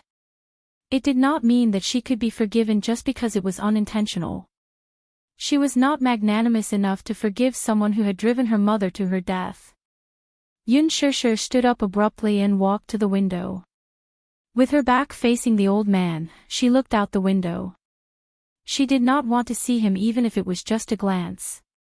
Mu Xing raised his head and looked at Yun Shishir's cold and resolute back view. His eyes were filled with grief and helplessness.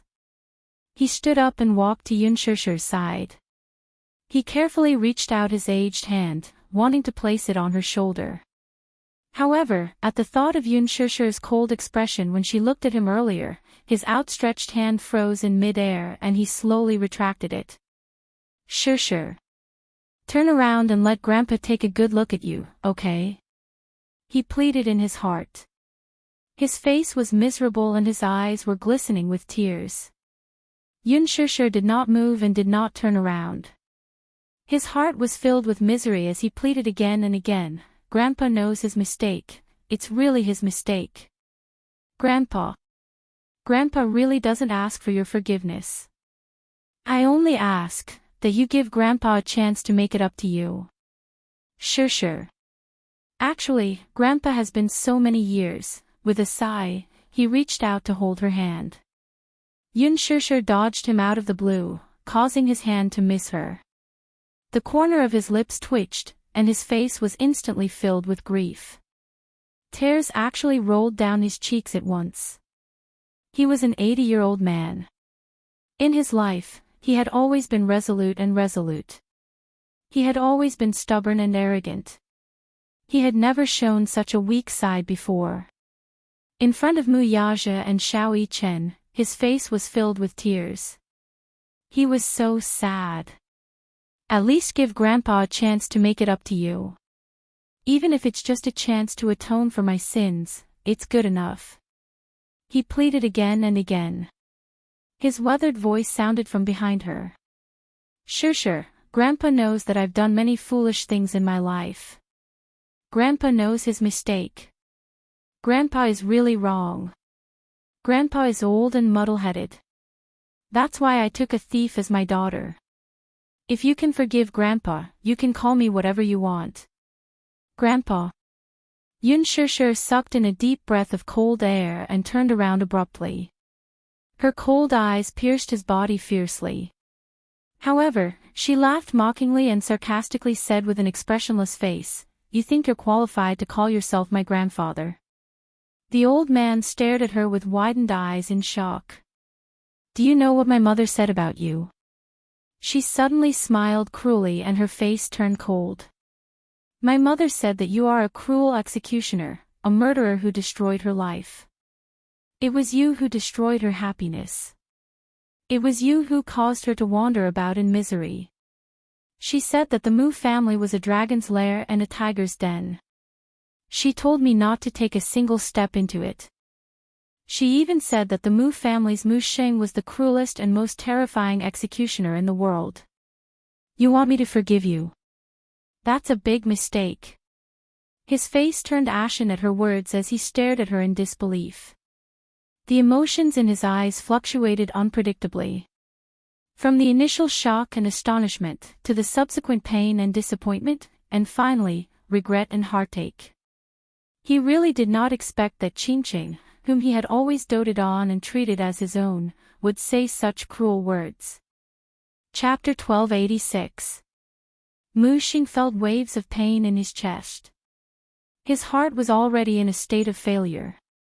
Now that he was agitated by Yun Shishir's words, he froze and found it hard to move. His face alternated between green and white as his breathing quickened. He clutched his chest tightly, his face contorting in pain. Yun Shishir did not know what condition he was in. She thought that the old man was pretending to be pitiful to gain her sympathy. Was it useful to pretend to be pitiful? She would never forgive him. Thinking of her mother being buried in a sea of fire, Yun Shishir hated him even more. She said coldly, You. Leave. I don't want to see you again. Mu Xing clutched his chest and did not move. He only bit his lower lip and looked at her with a face full of pain. Yun Shishir sized him up and asked, Why? You're not leaving. You're not leaving, are you? After a pause, her lips twitched, and she said expressionlessly, "Fine. If you're not leaving, I'll leave." With that, Yun Shishir turned around and walked toward the door. Mu Xing finally panicked. He hurriedly reached out to pull her, but halfway through, his whole body suddenly convulsed. He stiffened and collapsed to the ground. Seeing this, Mu Yaja was startled. He walked forward and supported him with his strong arms. Yun Shishir turned her head when she heard the strange commotion, only to see the old man fainting from anger. Her face stiffened at once. Mu Yaja lowered his head to look at the old man with a cold face. When he raised his head and met Yun Shishir's startled gaze, he lightly reminded her, "The old man's health is not good." Hence, he carried the old man in his arms and hurriedly left the ward. Yun Shishir furrowed her brows in a daze. Without thinking much, she subconsciously followed Mu Yaja's footsteps. By the time they arrived, Mu Xing had already been sent to the emergency room. The door was tightly shut, and Mu Yaja was sitting outside with a cigarette between his fingers. He was deep in thought with a frown. She slowly walked up. She seemed to have realized that the words she had said in front of the old man were too hurtful. For a moment, she felt a little vexed. Yun Shishir lowered her head and leaned against him. She remained silent for a long time without saying a word. The lights in the operating theater were switched on for several hours. Mu Yaja was waiting outside the door. He was sitting on a bench with an icy expression on his face. Yun Shishir sat at the side, and both of them were silent. After what felt like a century, Mu Yaja suddenly said, "I used to hate him as much as you do." Mu Xing was once the man whom he hated to the core. Grandpa Mu was a traditional man. He was old-fashioned and dogmatic. He had done many things that made him gnash his teeth in anger. However, no matter how many mistakes he had made, the fortune and misfortune in his life were all related to him. His greatest fortune was to be able to meet Yun Shishir. If not for Mu Xing, he might have missed her in this lifetime. Regardless of whether it was right or wrong, everything seemed to be destined. Because of that, his hatred had already been diluted by quite a bit. Yun Shishir did not understand the meaning behind his words. Just as she was stunned, the door to the operating theater suddenly opened. When the doctor saw Mu Yaja, he respectfully walked up to him. His tone was respectful, but his face was full of regret. Chapter 1287. Mu Yaja raised his eyebrows. The doctor continued, "Please prepare for his funeral. Anyway, he won't be out for more than a month. If you serve him well and take good care of him, he might be able to live a little longer." Got it. He was not surprised by this outcome. He knew very well that Mu Xing's condition was terrible. He was struggling at death's door. Every day he lived was a day less. Yun Shishir was secretly shocked when she heard this. She did not expect Mu Xing's condition to be so bad that they had to prepare for his funeral. She walked into the ward in a daze and sat by the bed. Looking at the sickly Mu Xing lying unconscious on the bed, her heart sank all of a sudden. A nurse suddenly rushed into the ward with something in her hand. She carefully walked up to Yun Shishir when she saw her sitting by the bed. "Hello, this is something the patient left behind in the operating room. Please keep it for him." "Okay." Yun Shishir reached out her hand in a daze. The nurse opened her palm and placed a jade pendant in her hand. Her eyes widened in shock when she saw it. This should be the patient's personal item. When he was sent to the operating room, he held it tightly in his hand. "I spent a lot of effort to pry his hand off, but I didn't expect it to be a jade pendant.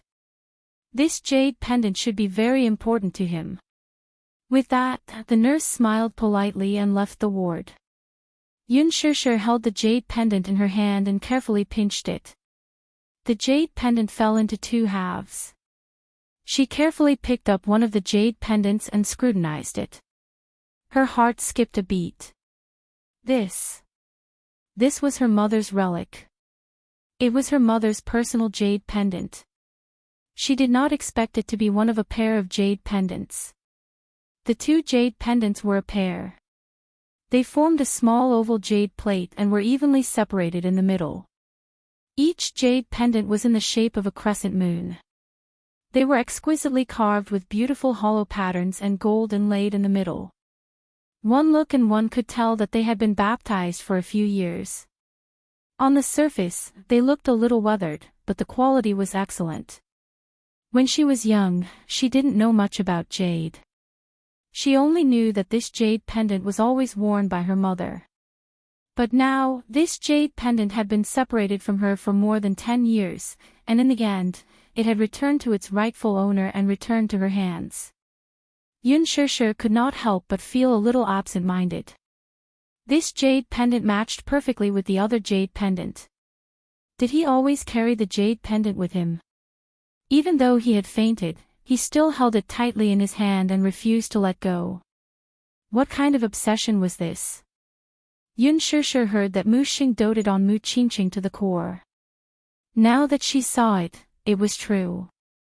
He had even put down his noble airs and humbled himself in front of her, begging for her forgiveness. She knew how important his mother was to him. Come to think of it, he also knew that he didn't have much time left. Perhaps he had some kind of obsession and didn't want to leave this world with regrets. Yun Shishir furrowed her brows. Her eyes were filled with emotions and her expression was complicated. Xiao Yichen walked to the door of the ward and saw Yun Shishir maintaining the same posture as she looked down at Mu Xing, who was lying on the bed. His heart suddenly felt uncomfortable. He walked behind her, reached out his hand, and gently hugged her shoulder. Mommy, Chapter 1288. I heard from Daddy that Grandpa's condition isn't too good, so I'm here to visit him. Yun Shishir hugged him in her arms and gently kissed his forehead.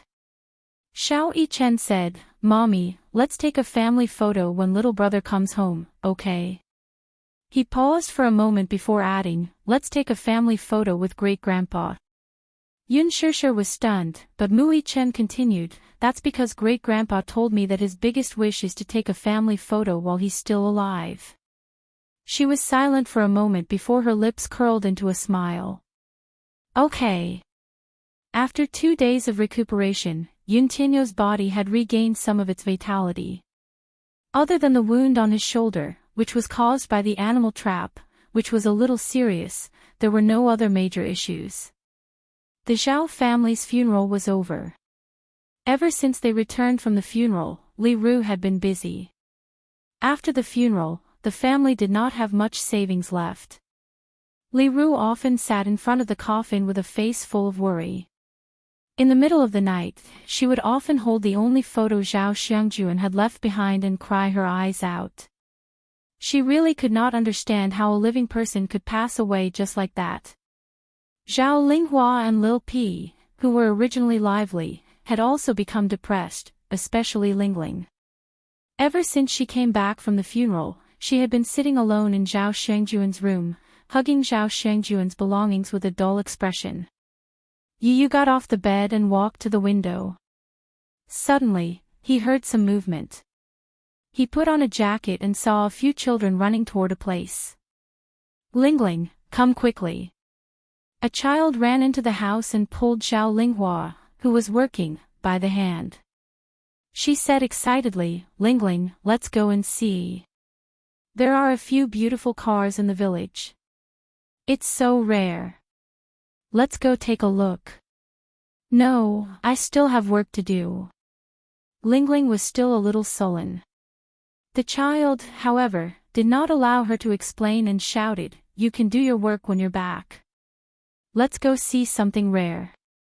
As she said that, she pulled Lingling and ran out of the house. Yu stood in the courtyard with his brows slightly furrowed. Vermilion Bird walked up to him and said, Director Yun, the Mu family is here to take you back. Yu and Vermilion Bird walked out of the house. Just as they reached the entrance of the village, they saw a group of villagers crowded around it. Everyone's eyes were filled with admiration and reverence as they looked at the row of luxurious cars parked at the entrance of the village. Everyone raised their heads and kept squeezing forward, just to get a closer look at the cars that they could only see on TV and see what they looked like. To the villagers of Anyang village, a car was a very rare thing. The villagers had never even seen an ordinary car before, let alone a Jeep or a Mercedes-Benz. It could be seen how backward Anyang village was in the backwater. A row of cars was parked at the entrance of the village, led by a black Hummer. Its streamlined body and beautiful appearance attracted everyone's attention. The person sitting in that car must be a big boss. I've been to the city and seen cars like that. Only big bosses can afford to sit in such cars. Everyone could not hide the envy in their eyes. Chapter 1289.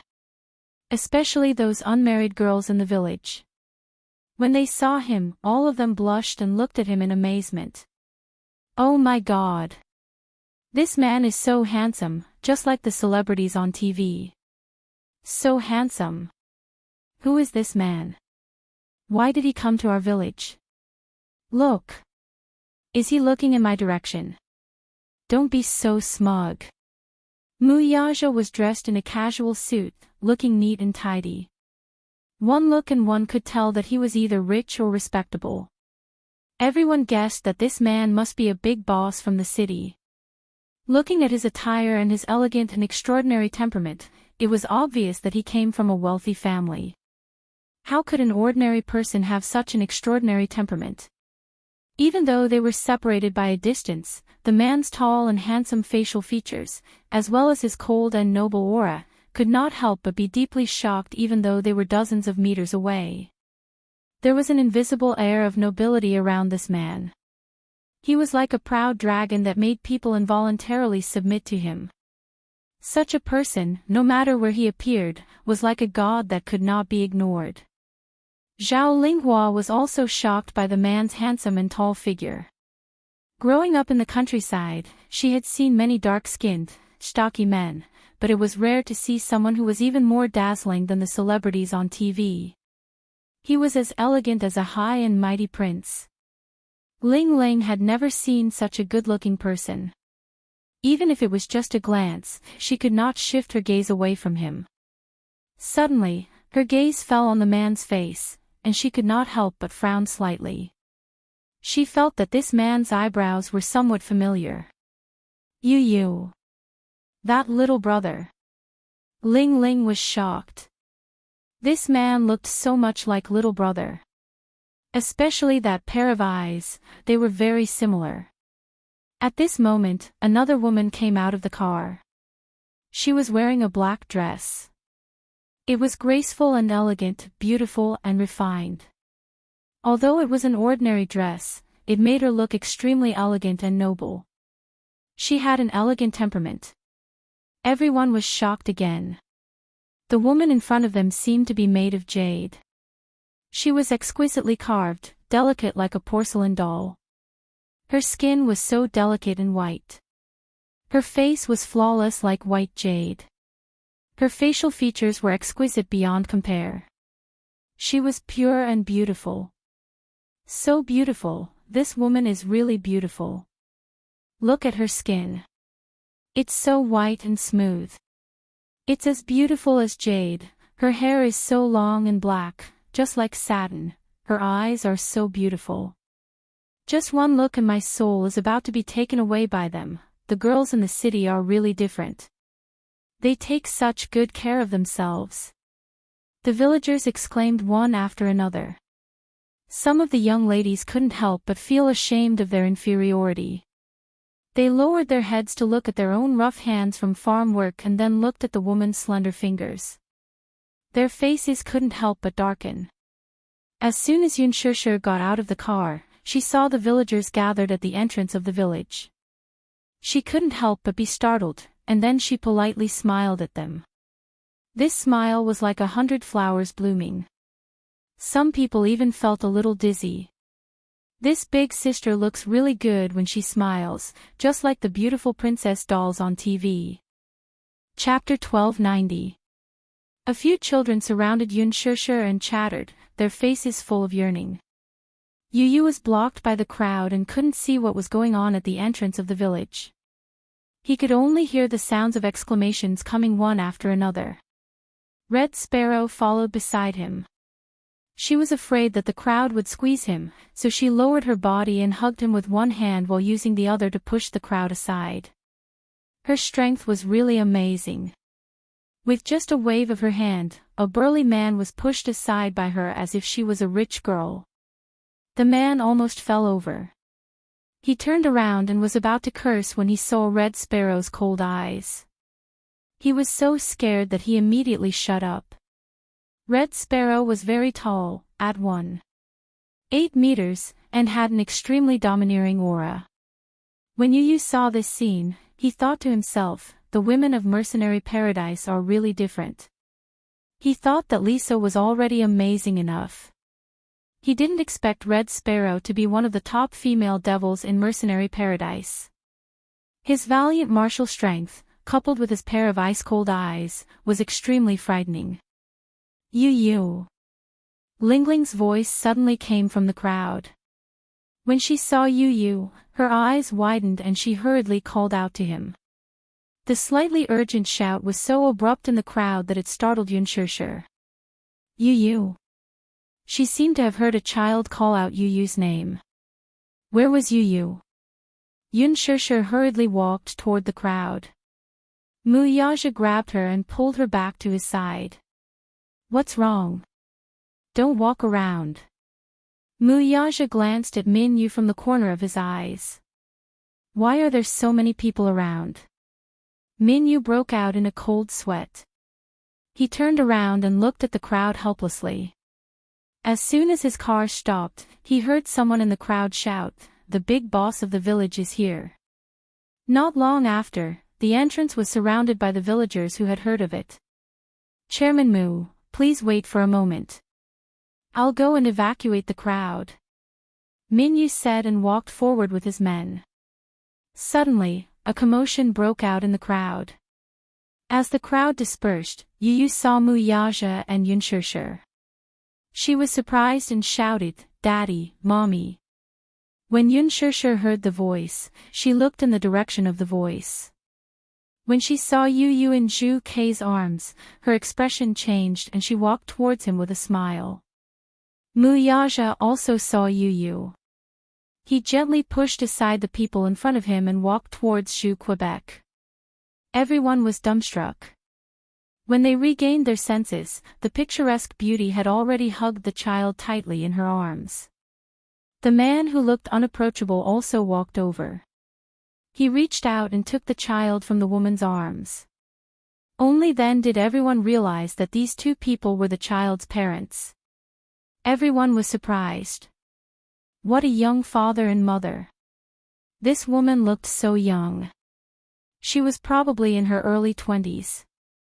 She was so delicate that if it weren't for her mature appearance, one would think that she was a high school student who had just graduated. Then, look at this man. It was no wonder that this child was born with such an exquisite and handsome appearance. He had an elegant and noble temperament. It turned out that he had inherited his father's deep facial features and noble temperament. Chapter 1291. As for the other ladies, they began to feel jealous of Yun Shusher.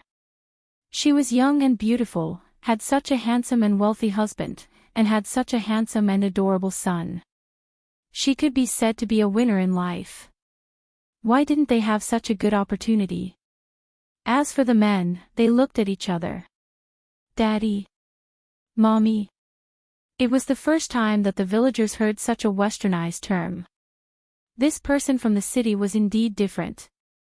In the main hall of the Zhao family, Li Ru sat uneasily in her seat as she looked at the man and woman in front of her who were dressed in bright and beautiful clothes.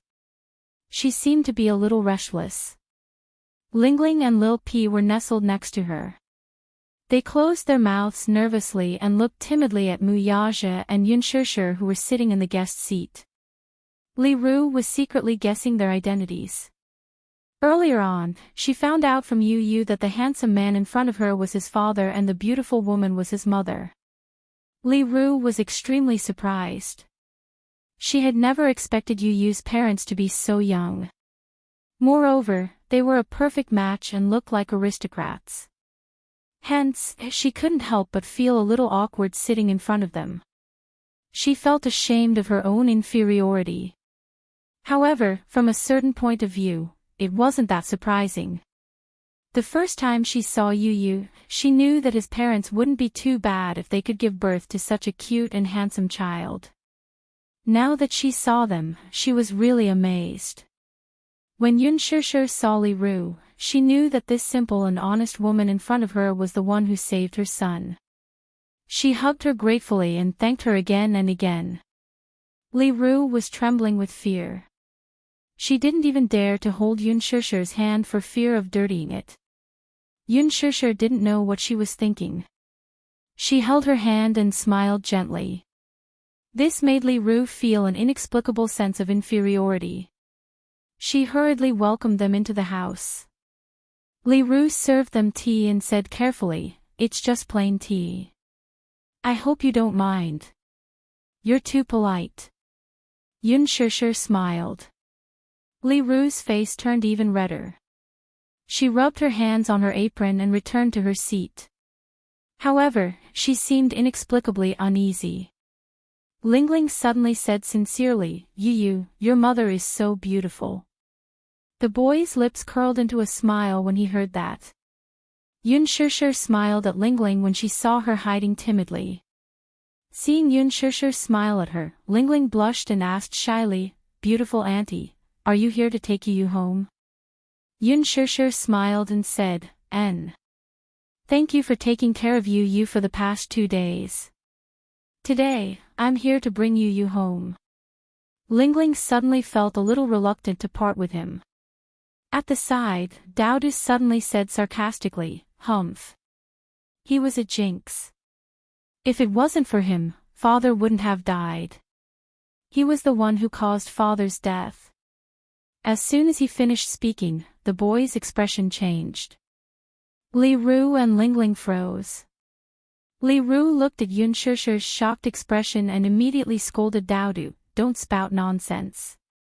"Mother. I'm not spouting nonsense. He was the one who caused father's death." Daodu whined pitifully. "What do you mean?" Muyaja furrowed his brows and his handsome eyes flashed with a cold light. Daodu glanced at him and shrunk timidly to one side. She seemed to be extremely afraid of his cold aura. She even stuttered when she spoke. Chapter 1292. I'm not spouting nonsense. If not for this troublemaker, father wouldn't have died."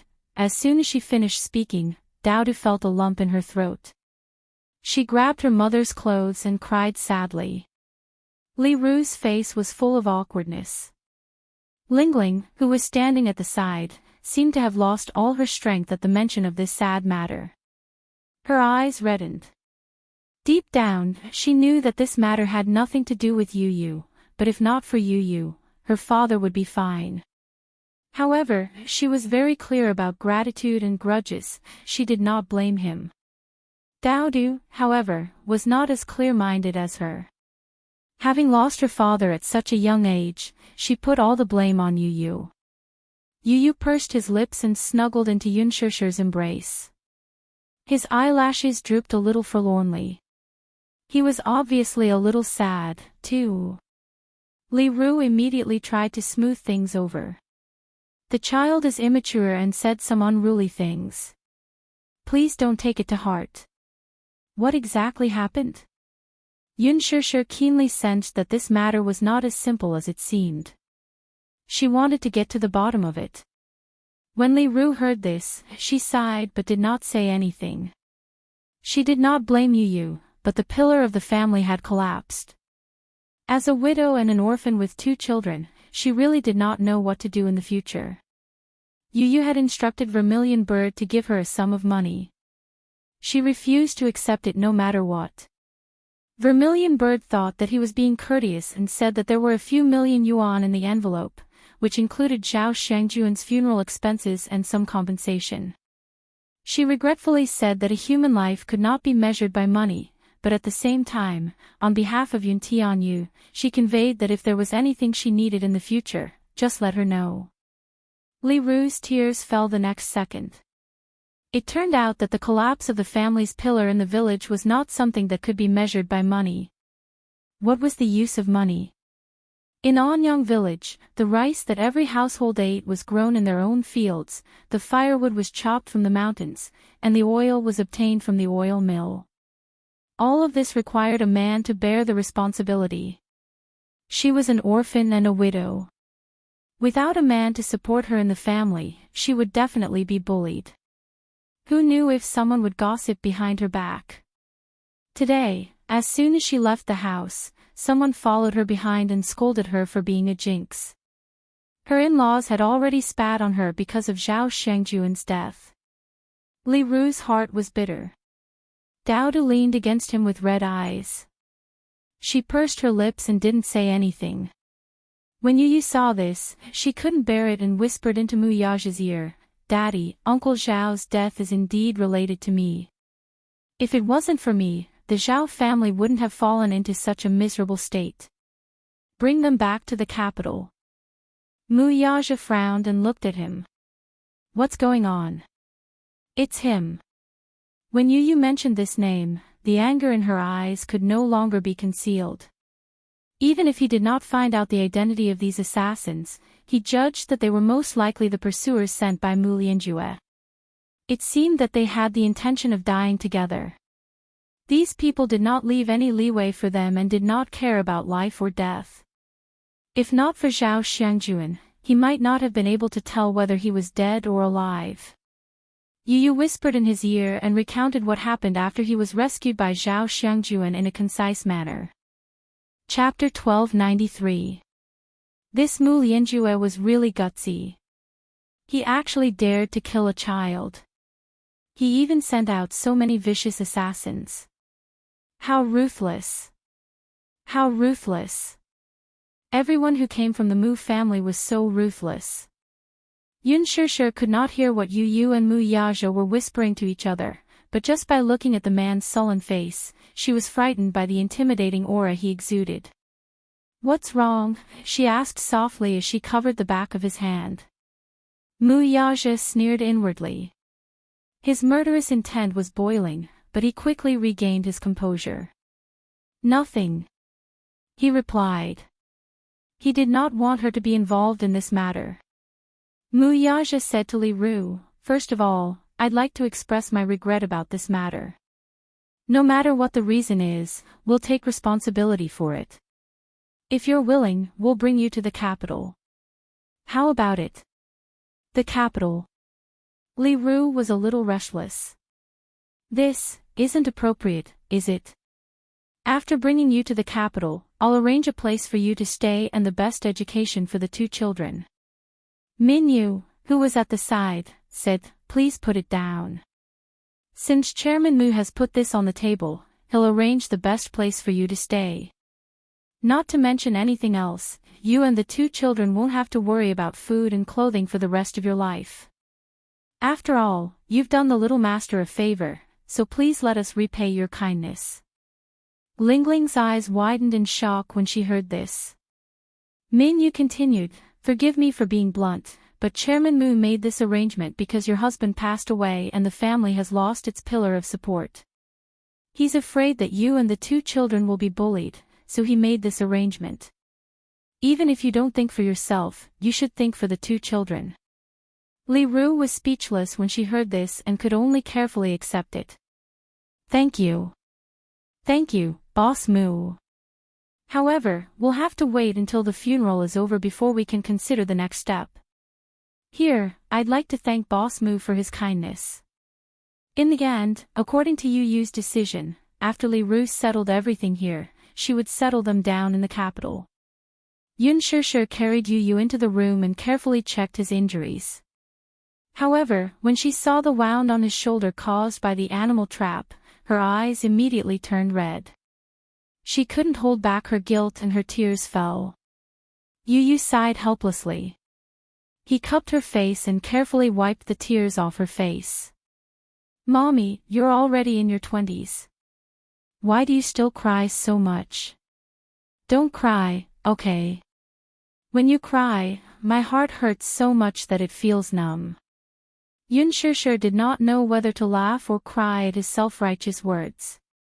When she thought about how he got all these injuries, she pursed her lips in heartache.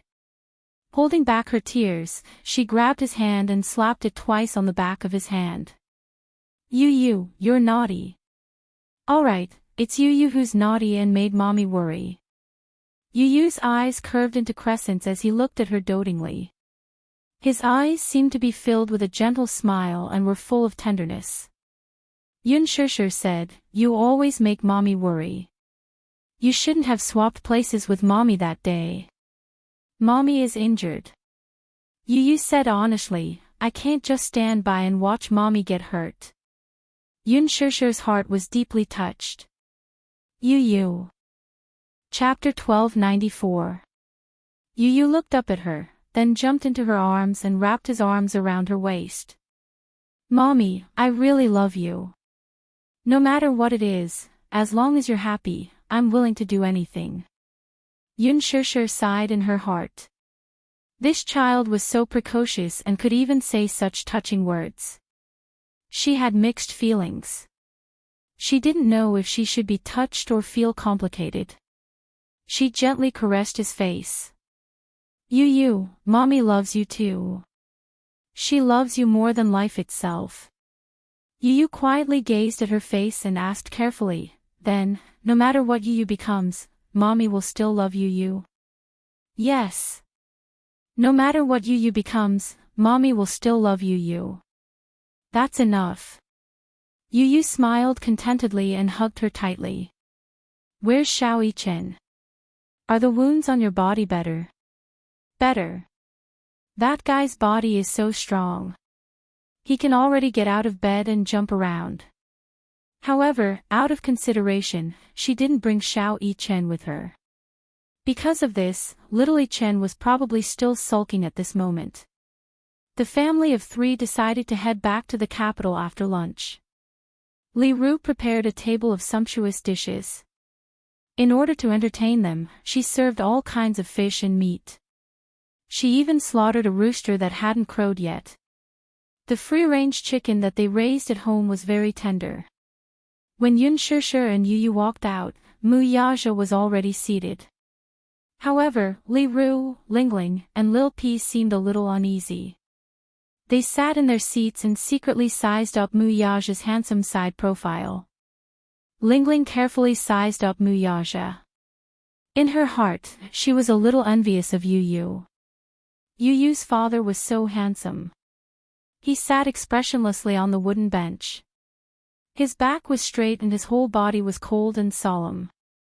There was an indescribable aura around him, and he exuded the aura of a famous aristocrat.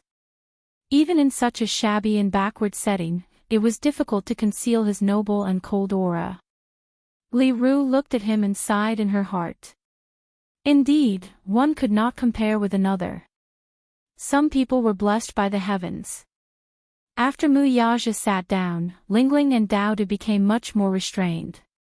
He raised his hand slightly and took a sip of tea. Lingling was so scared that she didn't dare to move. She stared at him until he put down the teacup. Only then did she carefully take a sip of tea. Yun Shishir and Yu also sat down. However, since Mu Yaja didn't say anything and didn't move his chopsticks, the others didn't dare to move. Yun Shishir glanced at everyone's expressions and knew that Mu Yaja's aura was too strong, causing them to tremble in fear. Hence, she said to Mu Yaja, "You seem to have scared the 2 children." The moment she spoke, it startled him. Mu Yaja was originally thinking about something, but after being reminded by Yun Shishir, he raised his head and looked at Li Ru and the 2 children on the table. He looked a little cautious. Yun Shishir smiled and said, "Sisterly, the 3 children are hungry. Don't just wait. Let's eat, or the dishes will get cold." Li Ru asked carefully, "Boss Mu seems to be dissatisfied with the dishes." "Ha! Is it because you're used to eating luxurious food and eating exotic delicacies that you can't find any dishes to your liking in this countryside?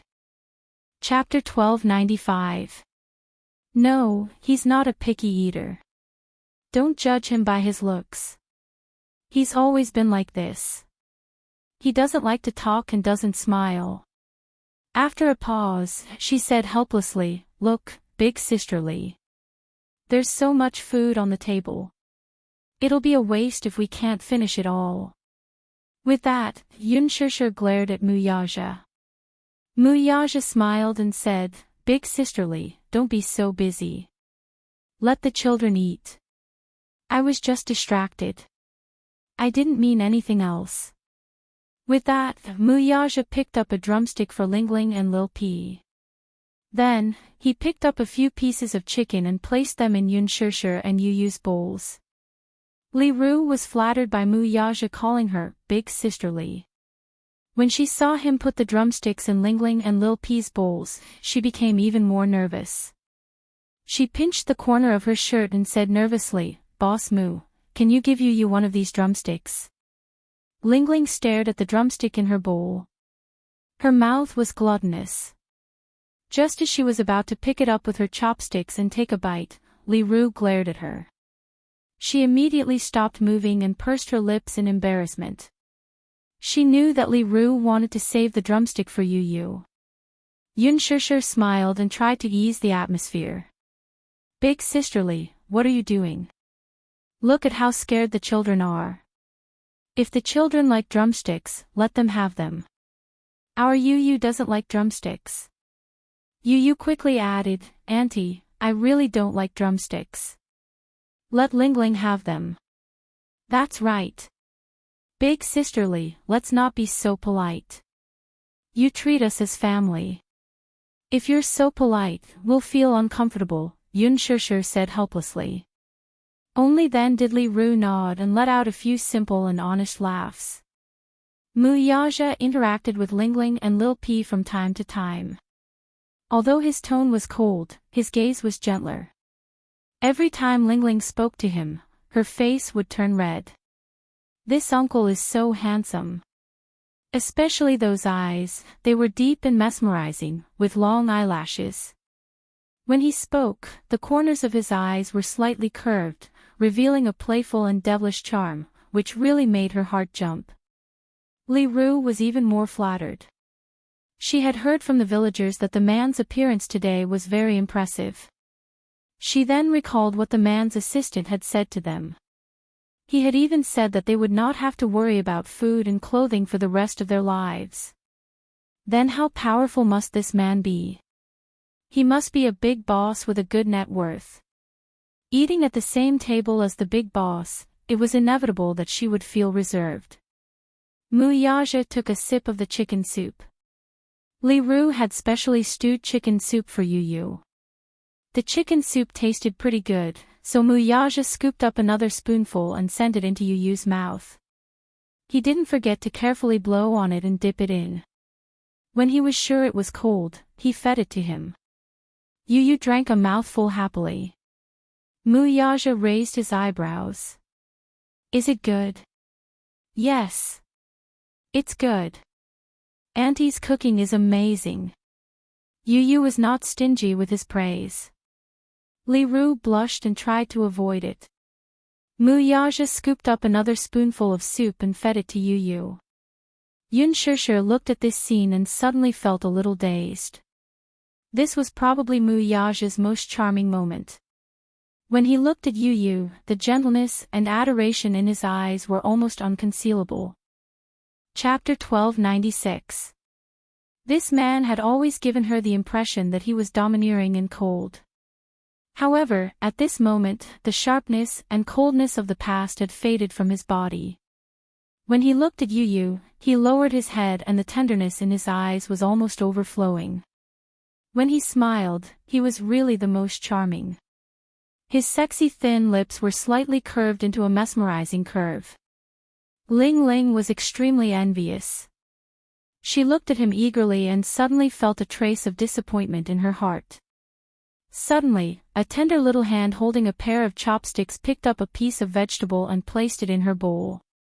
When she looked up, she saw Yu smiling and saying, "You can't just eat meat. You should eat more vegetables." His smile was so warm. It warmed her heart. Ling Ling nodded. Okay. At this moment, the outside of the Zhao family's house was filled with people. Many people were asking about the young couple's background. After dinner, they sat and chatted for a while before Mu Yaja decided to leave. Li Ru politely asked him to stay. "Don't you want to stay for a while longer?" Mu Yaja said, "I won't take up any more of your time. It's not a problem at all. There's no such thing." Li Ru was still enthusiastic. "Sisterly, there's still a child waiting at home," Yun Shishir said with a smile. After exchanging a few pleasantries with Li Ru nodded. Before leaving, she grabbed Yu and stuffed the envelope into his arms. "My dear child, I can't accept this much money. Give the money to your parents and tell them that I can't accept it." She was so simple and honest that when she took out the check from the envelope and saw that it was a few million, she was immediately shocked. She even felt that the envelope was so hot. In her entire life, she had never seen a fraction of the amount on the check. However, Yu pushed her hand back. "Auntie, just accept it. This is a small token of my appreciation. Just accept Daddy's goodwill." "This, Auntie, thank you, but I'm also very sorry about what happened this time. However, since Uncle is no longer around, I will take on the responsibility of taking care of you," Yu said obediently. Li Ru's heart warmed and she was touched. Tears welled up in her eyes and her lips trembled, but she couldn't say anything in the end. When they left, Li Ru followed behind the car for some distance. Ling Ling followed beside her and kept waving at Yu. Yu leaned against the car window and looked out. She smiled and waved. Yu returned to her seat and hugged Yun Shishir's arm. Satisfaction and anticipation appeared on her face. How wonderful! He was finally home. At that moment, it was as if a beam of sunlight had shone into her heart, bright and warm. When they got home, Xiao Chen heard the sound of a car horn. He stood at the entrance of the villa and stood on his tiptoes to look around. The car came to a steady stop at the entrance. The moment Yu got out of the car, Mu Chen saw him and immediately pounced on him excitedly, hugging him tightly in his arms. He hugged Yu so tightly, as if he was afraid that he would lose a precious treasure again. He hugged Yu tightly in his arms. Everything seemed so unreal, as if it was a dream. However, when he felt the real warmth from Yu's body, Mu Chen finally believed that it wasn't a dream. "Yu, you're home. I've been waiting for you." Mu Chen felt guilty. He hadn't been able to lead the rescue team to the scene in time. Chapter 1297. Mu Chen had always been strong. Even when he was seriously injured, he did not shed a single tear. However, when he held Yu in his arms, Mu Chen's eyes welled up. He could not help but tear up. "From now on, let's not be separated anymore," Mu Chen said solemnly. Yu was almost suffocated by his tight embrace. "Brother, be gentler. You're hurting me," Yu said helplessly. "Okay." Mu Chen loosened his arms. Before Yu could catch his breath, Mu Chen hugged him tightly again. "Yu, I promise to protect you. It's all my fault that you're injured so badly this time. Brother, are you blaming me? You're hurting my wound," he reminded him weakly.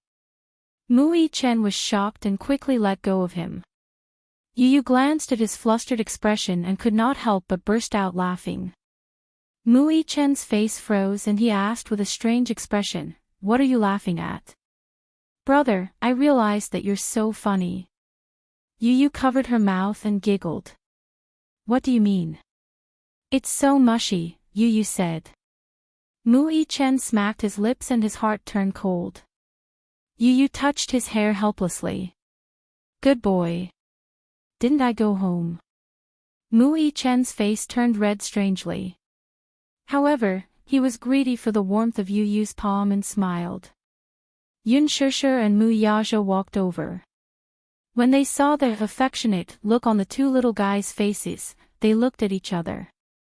Why are you so lovey-dovey? Yun Shishir couldn't help but tease. She felt gratified to see that the two little guys had such a good relationship. He could still remember how Yu had rejected Mu Chen when the two of them had first met. They were not close to each other at all. Now that the relationship between the two brothers was so good, she felt a lot more relieved. Yu could only rub his forehead helplessly at her teasing. However, he heard Yun Shishir say, Xiao Chen, you look like a woman in ancient times who longed for her husband to come home. Mu Yaja added, the Amma stone. Yun Shishir immediately agreed, yes, the Amma stone. Xiao Chen didn't know what the Amma rock was. Yu, who was standing at the side, understood. Her face froze for a moment, and she said angrily, Mommy. He pouted and pretended to be angry.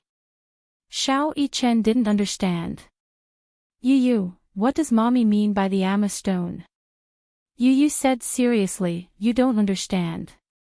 Don't ask. Mu Chen pouted dejectedly.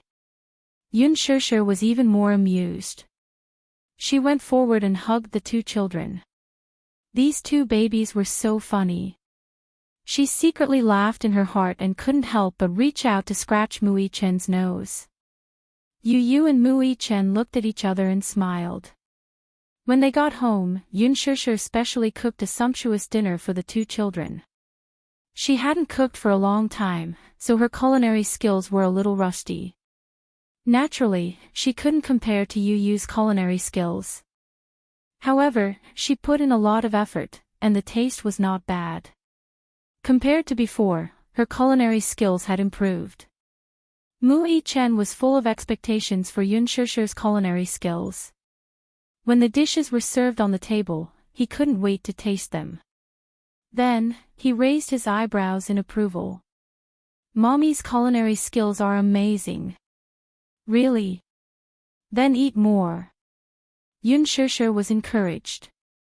Mu Yaja, who was standing at the side, didn't hold back and said, it's just passable. Chapter 1298. Upon hearing that, Yu crossed his arms in dissatisfaction and glared at him. Daddy, I'll give you another chance to reevaluate this. The threat in his eyes was indescribable. Mu Yaja replied without batting an eyelid, it's not bad. Yun Shishir, Mu Chen, Yu felt much better upon hearing that, and his expression softened a little. He held the bowl in his hands. The rice in the bowl was warm and tasty. He suddenly felt that this happiness was not easy to come by. It was probably because he had gone through hardships that he knew how precious a peaceful happiness was. After dinner, Mu Chen pulled Yu to his room. He had a lot of questions to ask him. Yu gave him a brief overview of what had happened in the past 2 days. Mu Chen, on the other hand, was shocked by what he heard. When he learned that Mu Lianjue had sent people to hunt him down, he clenched his fists in anger. That Mu Lianjue is too despicable. He's just like a clown. He probably knows that he's lost, so he needs to jump around a little before he can feel at ease. Yu snorted coldly. D***it. Mu Chen was so angry that he was at a loss for words. He could not wait to tear him into pieces with his own hands. Yu dialed Li Hanlan's number. When the call got through, the latter thanked the heavens and expressed his relief when he learned that he had returned home. Director Yun, you're back. I was so worried. Li Hanlan was really scared out of his wits by what had happened to him. Yu replied faintly, I've troubled you with a lot of things during my absence. Director Yun, these are all part of my job. There's no trouble at all. After a pause, Lee Hanlon probed cautiously, Director Yun, is it convenient for you to make a trip to the office now? Why? There's something urgent waiting for you to settle. It's not convenient for me now. Ugh, Yu frowned slightly. Judging from Lee Hanlon's tone, it seemed like there was indeed something important. He thought for a moment and decided to make a trip to the company. Hence, he went to look for Mu Yaja and bluntly explained the reason. Daddy, I'm going to the company. I need you to cover for me, okay? He asked. Mu Yaja frowned. You've just returned home and you're still injured. What are you planning to do? Something important. Yu emphasized, but I don't want mommy to know about my identity for the time being. So, if necessary, I need you to cover for me. Mu Yaja pondered for a moment. All right. I'll send you to the entrance of the company, but it can't take too long. All right. Hence, Mu Yaja covered up for Yu. He said that the child had returned and was craving for desserts from the famous shop in the city center. Yun sure wanted to go with him. However, Mu Yaja asked her to stay at home and accompany Xiao Yichen.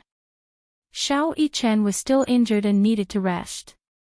He could not move around too much, so Yun sure agreed. Mu Yaja successfully covered for him and sent him to Leji's headquarters. Yu asked him to wait for him outside the company and to call him when he arrived. Mu Yaja smiled and teased, can't I enter your company? Director Yun. Of course. After all, there are some business secrets that I can't let you know. Yu pretended to be arrogant and crossed his arms. Mu Yaja ruffled his hair. Go ahead, I'll wait for your call. Okay. Chapter 1299. As soon as Yu entered the office, he saw Gong Jia standing in front of the window. He was wearing a snow-white military suit, which made him look tall and slender. He stood in front of the window expressionlessly with a cigar in his hand. He seemed to have been waiting for him for a long time. Lee Hanlon saw him and went up to him. President Yun, you're here. Yes, what's the matter? Yu asked. Lee Hanlon raised his head with a complicated expression and looked in the direction of Gong Jia. Yu followed his line of sight and looked at Gong Jia. He asked in a deep voice, Young Master Gong, you're looking for me. Gong Jia turned around, but his face was gloomy. He looked at Yu with a pair of deep, unfathomable eyes. You're back. Yes. Yu smiled and sat down on the sofa. Young Master Gong, your subordinates made a lot of mistakes in this operation. Gong Jia's expression changed. They weren't careful enough and made some mistakes. I suffered a little. Tell me. How are you going to compensate me? Gong Jia asked, how do you want me to compensate you? Assign that vermilion bird of yours to me. The moment the boy opened his mouth, he laid out a shocking condition. Zhu Ke. The man tugged at his lips and asked nonchalantly, why? Have you taken a liking to her? Yes, Yu said bluntly. Other than her, give me another secret guard. What do you think of this condition?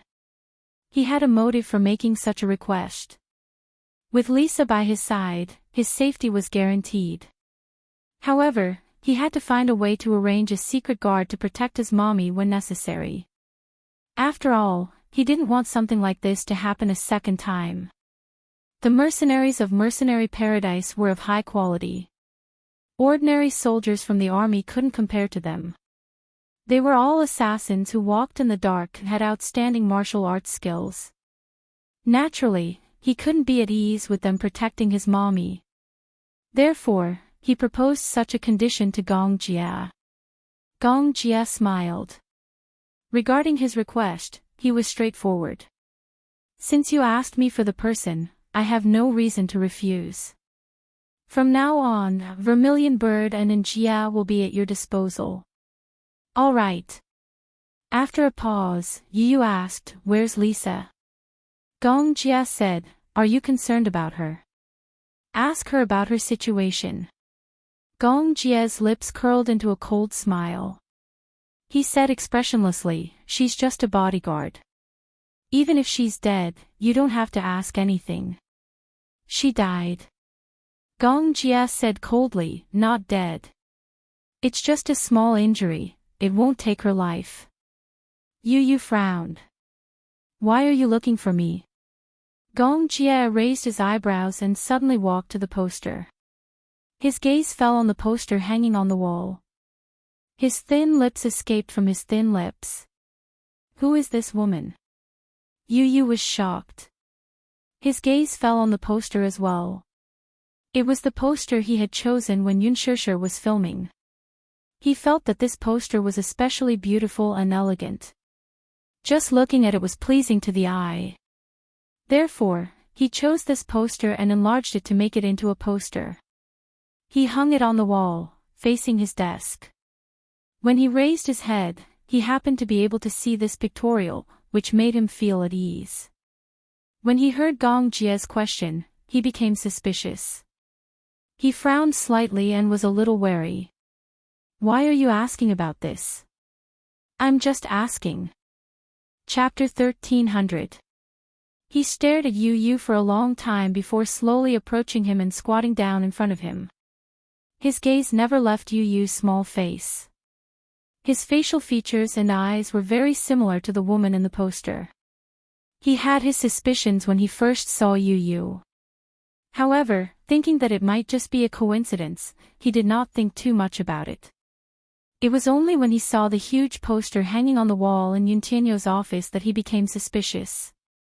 The woman in the poster had such similar facial features and gentle eyes. It was as if they were the same as the shadow in his memory. This woman and the little lad should have some sort of relationship. If not, why would he hang this woman's poster in his office? What was more suspicious was that the little lad's facial features were very similar to this woman's. They looked like mother and son. Could it be that this woman was his? Gong Jia was so agitated that his shoulders and fingertips could not help but tremble. He suddenly held Yu's face and caressed every inch of his face with his slender fingers. A complicated look appeared on his face. Actually, when I first met you, I vaguely suspected your identity. Gong Jia said this firmly. He slowly raised his eyes and met Yuntianyo's startled gaze. What suspicion? Don't you think that you and I look alike? Gong Jia raised a brow and his thin lips parted as he asked this. Yu's gaze landed on his face again. It was more than similar. Yu was extremely sensitive. Hence, when he first met Gong Jia, he had some suspicions. However, at that time, he was thinking about his mommy's matter and did not think much about it. He heard that his mommy had a younger brother who was in a car accident and disappeared without a trace. No one knew if he was dead or alive. Now, the man standing in front of him looked so similar to his mommy. It was hard for Yu not to think about it. However, compared to Gong Jia, his attitude was more conservative. Indeed, there are some similarities, but what are you trying to say? He did not go straight to the point and tell him the identity of the person in the poster. His mommy's identity was sensitive. Moreover, the man standing in front of him was a core member of the Hurricane Group, the #1 mercenary empire. He was a very dangerous person. What if he was not? Without confirmation, he would not reveal his mommy's identity to him or anyone else. This was his protective measure for his mommy. Gong Jia sized him up with him. He was eager to verify, but he was afraid of being disappointed again. However, with a little bit of hope in his heart, he casually said, I'm looking for someone. Yu was slightly taken aback. A woman. At the mention of this person, there was a rare tenderness in his usually cold and unruly eyes. Although I don't know if I'll be able to find her in this lifetime, I don't want to give up on any hope, regardless of whether she's dead or alive. She is very important to me. A woman? Yu asked tentatively. Chapter 1301. Although someone told me that she's already dead, I don't believe it. There seemed to be a faint bond between bloodlines. Some people said that blood was thicker than water. Twins would form a bond similar to telepathy. Back then, he was told that his sister had died in a car accident. By the time he woke up, he was already taken away by the hurricane group. That was the first time he met his biological father, Gong Xiaoying. His father told him that when the people from the hurricane group took him away from the hospital, his sister had already been declared dead. The doctor said that she showed signs of dying on the way to the hospital. Her heartbeat was already gone by the time they reached the hospital. They did a series of emergency treatments, but it was too late. Gong Jia could not believe it and was downcast for a while. His sixth sense was telling him that his sister was still alive. He had also met a woman who looked like him. However, after further verification, the final result was disappointing. Gradually, he began to believe that his sister was no longer in this world.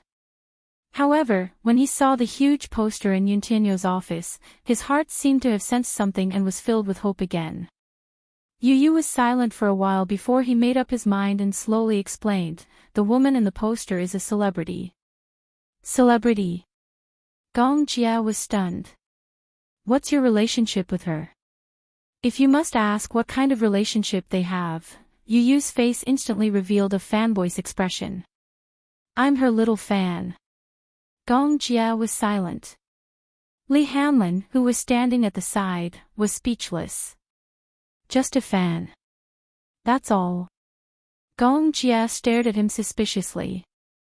Yu Yu gave him an elegant smile, hiding his thoughts well. If the person you're looking for is her, I can use my connections to investigate her identity for you. Gong Jia coldly said.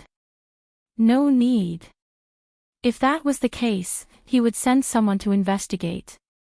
With that, he stood up abruptly and strode off. Yu Yu watched him leave expressionlessly with a frown. Agent Li. He called out. Li Hanlin walked to his side and squatted slightly. Director Yun, what are your orders? Lock down everything. Don't let him find out anything about my mommy. Why? Li Hanlin was suddenly suspicious. Why do you want to hide her identity from young Master Gong? Yu Yu faintly answered, because before I can confirm his relationship with my mommy, I won't let him get close to her. I don't understand your intention. Yu Yu squinted at him. Understood. But if it's proven that my mommy is the person he's been looking for, then it's a different story. Li Hanlin was curious. How do you prove it? Yu Yu turned around with a smile on his face. He looked at Li Hanlin and suddenly raised his hand. Between his fingers was a strand of silver hair. This was what he had stolen from the man's head while the latter was in a daze earlier. Take it and do a DNA paternity test. Let me know when the results are out. Yes. Chapter 1302. When Mu Yaja and Yu Yu returned home, Xiao Yichen was already asleep. Yun Shishir was in the flower bed, holding a pair of scissors in one hand as she trimmed the flowers. The sky was gradually turning dark. In the evening, she was half squatting by the flower bed. She held the flower bed with one hand and gently fiddled with it, trimming away the sparse branches from time to time. The injuries on her body had not healed yet. The corners of her lips were a little disfigured, but she was pursing her thin lips. Apart from being serious, her clear and beautiful face shone with a jade-like radiance. It was as if everything had been peaceful over the years. Most of the time, this woman was as beautiful as a flower, but her beauty was not ostentatious. Most of the time, she breathed quietly and lived quietly. She was so quiet that she was like a cat that had restrained its claws and arrogance. She was quietly nestled in a corner, as if she was aloof from worldly affairs. In her tranquility, she had restrained all her sharpness. Mu Yaja leaned against the door and watched her silently.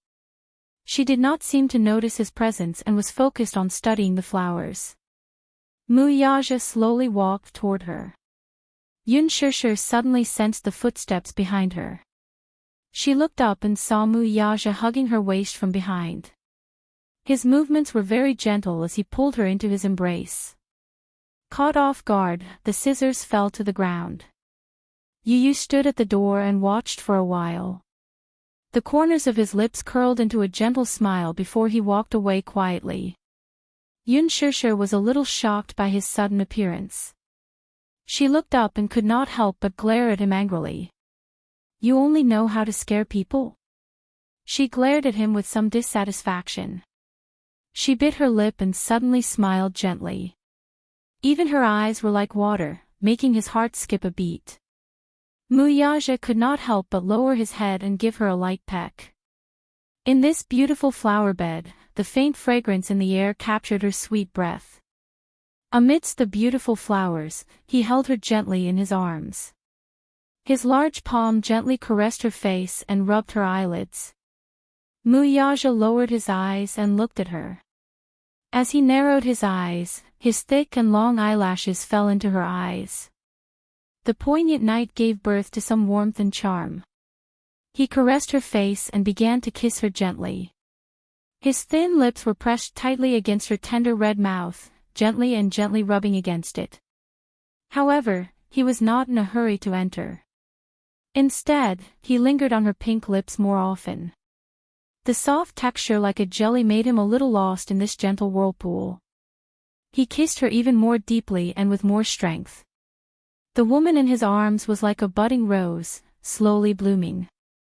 A beautiful fragrance could be smelled with a light sniff.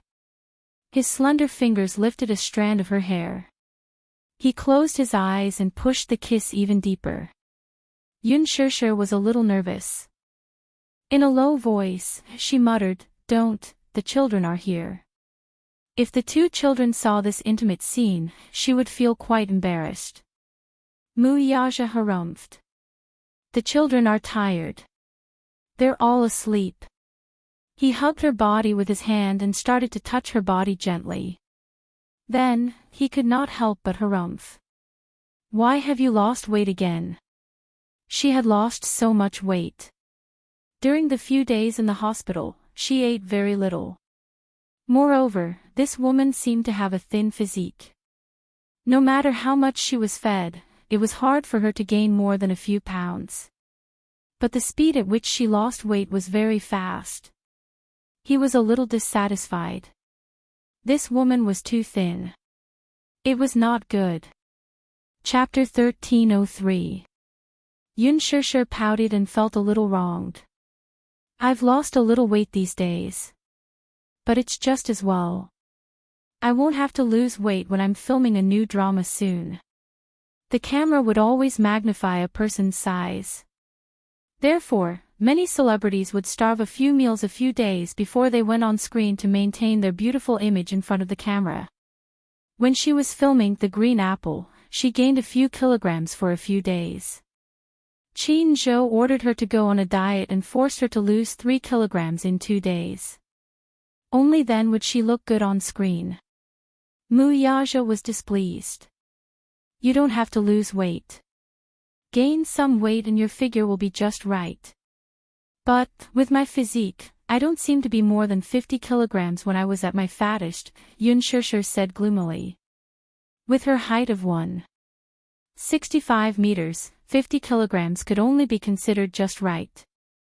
Now, she was only slightly more than 90 kilograms. She was indeed a little too thin. Muyaja couldn't help but pinch her face a little harder. Yun Shishir slapped his hand away. It hurts. As soon as she said that, she yawned and felt sleepy. She seemed to be a little sleepy. Sleepy? He frowned and asked. Yun Shishir nodded. Then, let's sleep together. Yun Shishir nodded. However, in the next second, she was lifted up by Muyaja. Before she could react, she was carried in his arms like a princess. Muyaja looked at the woman in his arms and smiled elegantly. My wife, it's late. It's time to rest. Yun Shishir pursed her lips and smiled. She couldn't help but say, "Who's your wife?" She widened her eyes, which were full of anger. Her charming eyes were like silk, and her innocent look was extremely seductive. He couldn't help but lower his head and cover her lips again. He was reluctant to part with her. This time, she didn't dodge. Instead, she met his warm kiss head-on. She naturally wrapped her arms around his neck and kissed him slowly. She mischievously used the tip of her tongue to trace the seam of his lips. Muyaja opened his mouth and sucked in a wisp of her spiritual fragrance. As they intertwined, his body gradually reacted. Yun Shishir smiled playfully. Unexpectedly, she reached out her hand and gently touched a certain sensitive area on his body. Then she pulled it away. She bit her lip and smiled. In her smile, there was a bit of slyness, a bit of charm, and a bit of playfulness. A strange shade of red flashed across Muyaja's face. He looked up and glared at her. How dare this woman provoke him? If she did that, she would easily get into trouble. He suspected that her actions were a silent invitation to him. Muyaja narrowed his eyes and bit her earlobe gently as a punishment. He whispered into her ear, "Woman, are you playing with fire?" In a way, this was also a form of initiative. A hint of panic flashed through Yun Shishir's eyes, and then she stammered, "No." "Then what were you doing?" Yun Shishir was a little shy under his teasing gaze. Just now, she had only done it on a whim. Now, she was a little regretful. She covered her face in shame and stammered, "I just wanted to test if your shaft was hard or not." She was acting shy. Muyaja smiled wickedly. Sometimes, this woman could be quite adorable. He lowered his voice and bit her ear. "If you want to test, you can't test it like this." Chapter 1304. Yun Shishir peeked at him through the gaps between her fingers and covered her face in embarrassment. She felt a little embarrassing. Muyaja didn't know whether to laugh or cry at first. Then, he carried her back to the bedroom and carefully placed her on the bed. Concerned about the wounds on her body that hadn't healed yet, his movements were very careful, as if he was treating a precious and fragile object. In the next second, he took off her clothes. Yun Shishir immediately reached out to stop him. He said in a low voice, "Don't move." She really didn't dare to move. Until he took off her outerwear, leaving only her cute and sexy underwear. Then, his tall body pressed down on her. He placed it on her body, but deliberately lightened the weight. Even so, Yun Shishir still pushed him away in embarrassment. "Ugh! Muyaja, you're so heavy," a height of 1.88 meters and a weight of more than 70 kilograms was a very heavy weight to her. Muyaja smiled mischievously. Then, he reached out and hugged her. With a flip of his body, he switched positions with her and helped her sit on top of him. With this, Yun Shishir sat on top of him in a seductive position. Yun Shishir smiled sweetly. With a slight twist of her body, the straps on her bright and beautiful body slid down from her shoulders. When her clothes were half removed, that beautiful scene came into his view. Muyaja reached out and just happened to be able to grasp that pair of plump jade bunnies. Yun Shishir sensitively reached out and grabbed his hand. Then, he held her hand in reverse and guided it to a certain spot. The moment her fingertips touched something hot, she was shocked and immediately retracted her hand. Why? Who was the one who said that she wanted to try it? He grabbed her hand again and smiled mischievously. His deep eyes revealed some hidden meaning. You weren't at your best just now. Now, try it again. How does it feel? Those words really made one's heart skip a beat. She blushed at his teasing. She pursed her lips in shyness as her cheeks blushed a few shades of pink. It was just a teasing remark. Did he actually take it seriously? She was only joking, that's why she said that. No matter how bold she was, she wouldn't dare to play with fire on him. Hey, you're not allowed to go overboard. She mumbled softly as a warning to him. However, the man didn't think much of it and looked at her leisurely like an ancient overlord. He asked her casually, "Who's the one who's going overboard?" "It's you." She slapped his hand away and chuckled. "Let go of me." But her face. He grabbed her chin, forcing her to meet his gaze, and snorted in displeasure. "You're the one who provoked me first. I didn't want to touch you during this period of time, but now, you're in the wrong. Now that you're the one who started it, shouldn't you be responsible for extinguishing it?" Yun Shusher pouted disapprovingly and raised her eyebrows. "Humph, it's more like I'm the one who's going to destroy you." "Destroy me?" This woman. She's got guts. She actually wanted to destroy him. Muyaja curled his lips and kissed her perky butt. He kneaded it gently. This feeling was just right, but it made his brows relax slightly. He wanted to see who would be the one to destroy who. "Sure, why don't you give it a try?" Chapter 1305. Yun Shusher reached out to grab his careless hand. With a charming smile on her face, she looked like a seductive vixen. What greeted his eyes was a seductive scene. "All right, stop fooling around. Sleep with me, okay?" She leaned over and laid on his body, hugging his shoulders and acting coquettishly. She was a little tired and wanted to rest. Unfortunately, his restless hands continued to roam all over her body, igniting a fire. It caused her body to react a little. Yun Shusher became increasingly frustrated and couldn't help pinching his face. Muyaja took a step further and asked, "How are we going to sleep?" "Hey!" Yun Shusher glared at him and rebuked, "Muyaja, can you be more serious?" However, the man hooked his arm around her jade-like neck and rubbed his lips against her ear. "Am I not serious enough? How do you want me to be serious, then? Tell me." "Sleep with me obediently." Yun Shusher pressed his restless hand down and said, "Today." "I really can't." The man raised a brow meaningfully as if he was deliberately teasing her. "Why can't I?" Yun Shusher was stunned. Seeing him chuckle softly as if he was teasing her, she instantly blushed. What a meaningful question, she pouted softly and coquettishly. "I was wrong. I shouldn't have ignited the fire.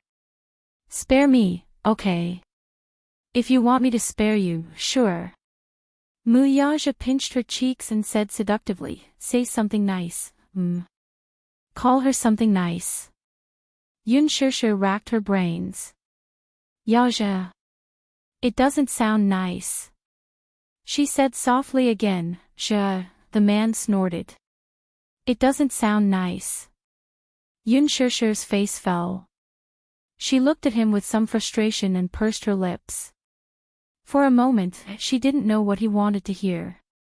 "My dear husband, no. Not today." "Why not?" "I won't give you another chance if you can't call out something nice." He snorted coldly and grabbed her by the throat. Then, he reached his hand between her legs. Yun Shusher cried out in surprise.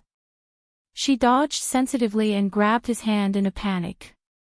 She kissed his chiseled jaw and rubbed it intimately. "My lord husband." She gently called out. Her eyes were as gentle as water, and her gaze moved. The softest part of his heart was ruthlessly and accurately struck. In an instant, one side collapsed. "Are you satisfied?"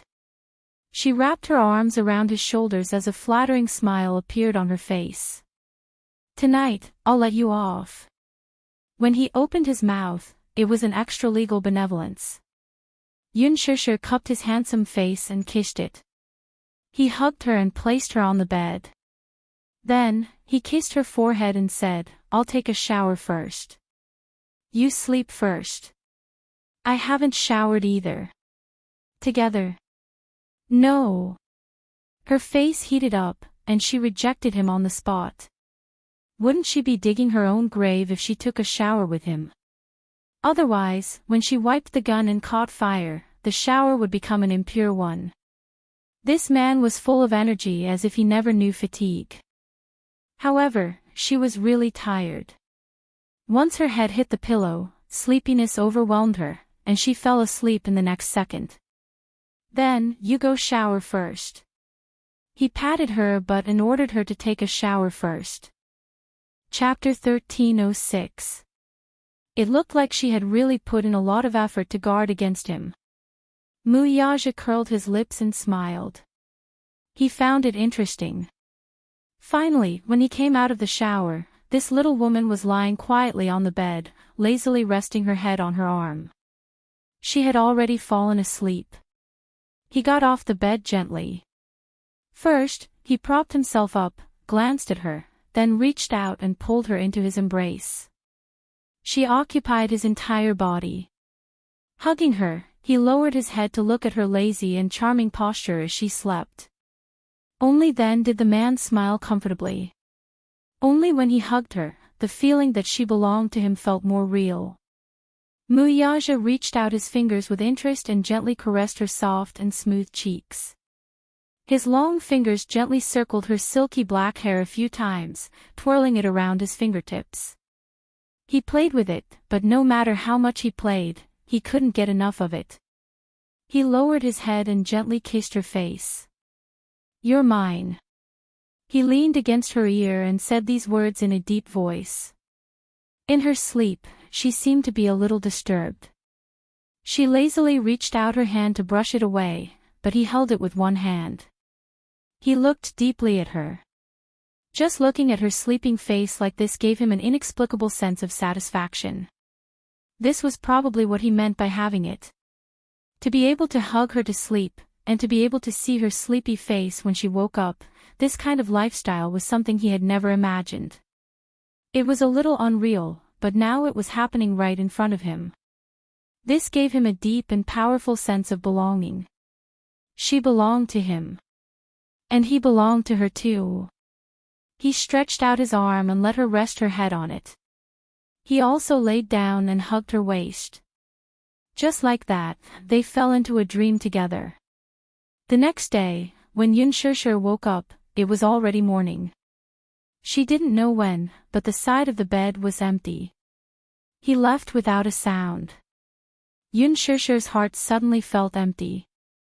When she completely woke up from her hazy sleep, she realized that he must have gone to the office. She got up, walked to the window, and pulled open the curtains. The sun was shining brightly outside. Today was a good day, with blue skies and white clouds.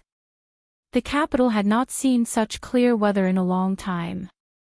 Along with it, her mood after waking up earlier had also become much brighter. Yunshishir entered the bathroom. After washing up, she walked out of the room and saw Yu walking out with a basket of clean clothes. Yu looked at her, smiled slightly, and his eyes softened. "Mommy, you woke up so early." "Yes. Daddy left early in the morning. He must have gone to the company." Yunshishir nodded and suddenly glared at him. Yunshishir looked at the clothes basket in his hand with some astonishment. "Washing clothes?"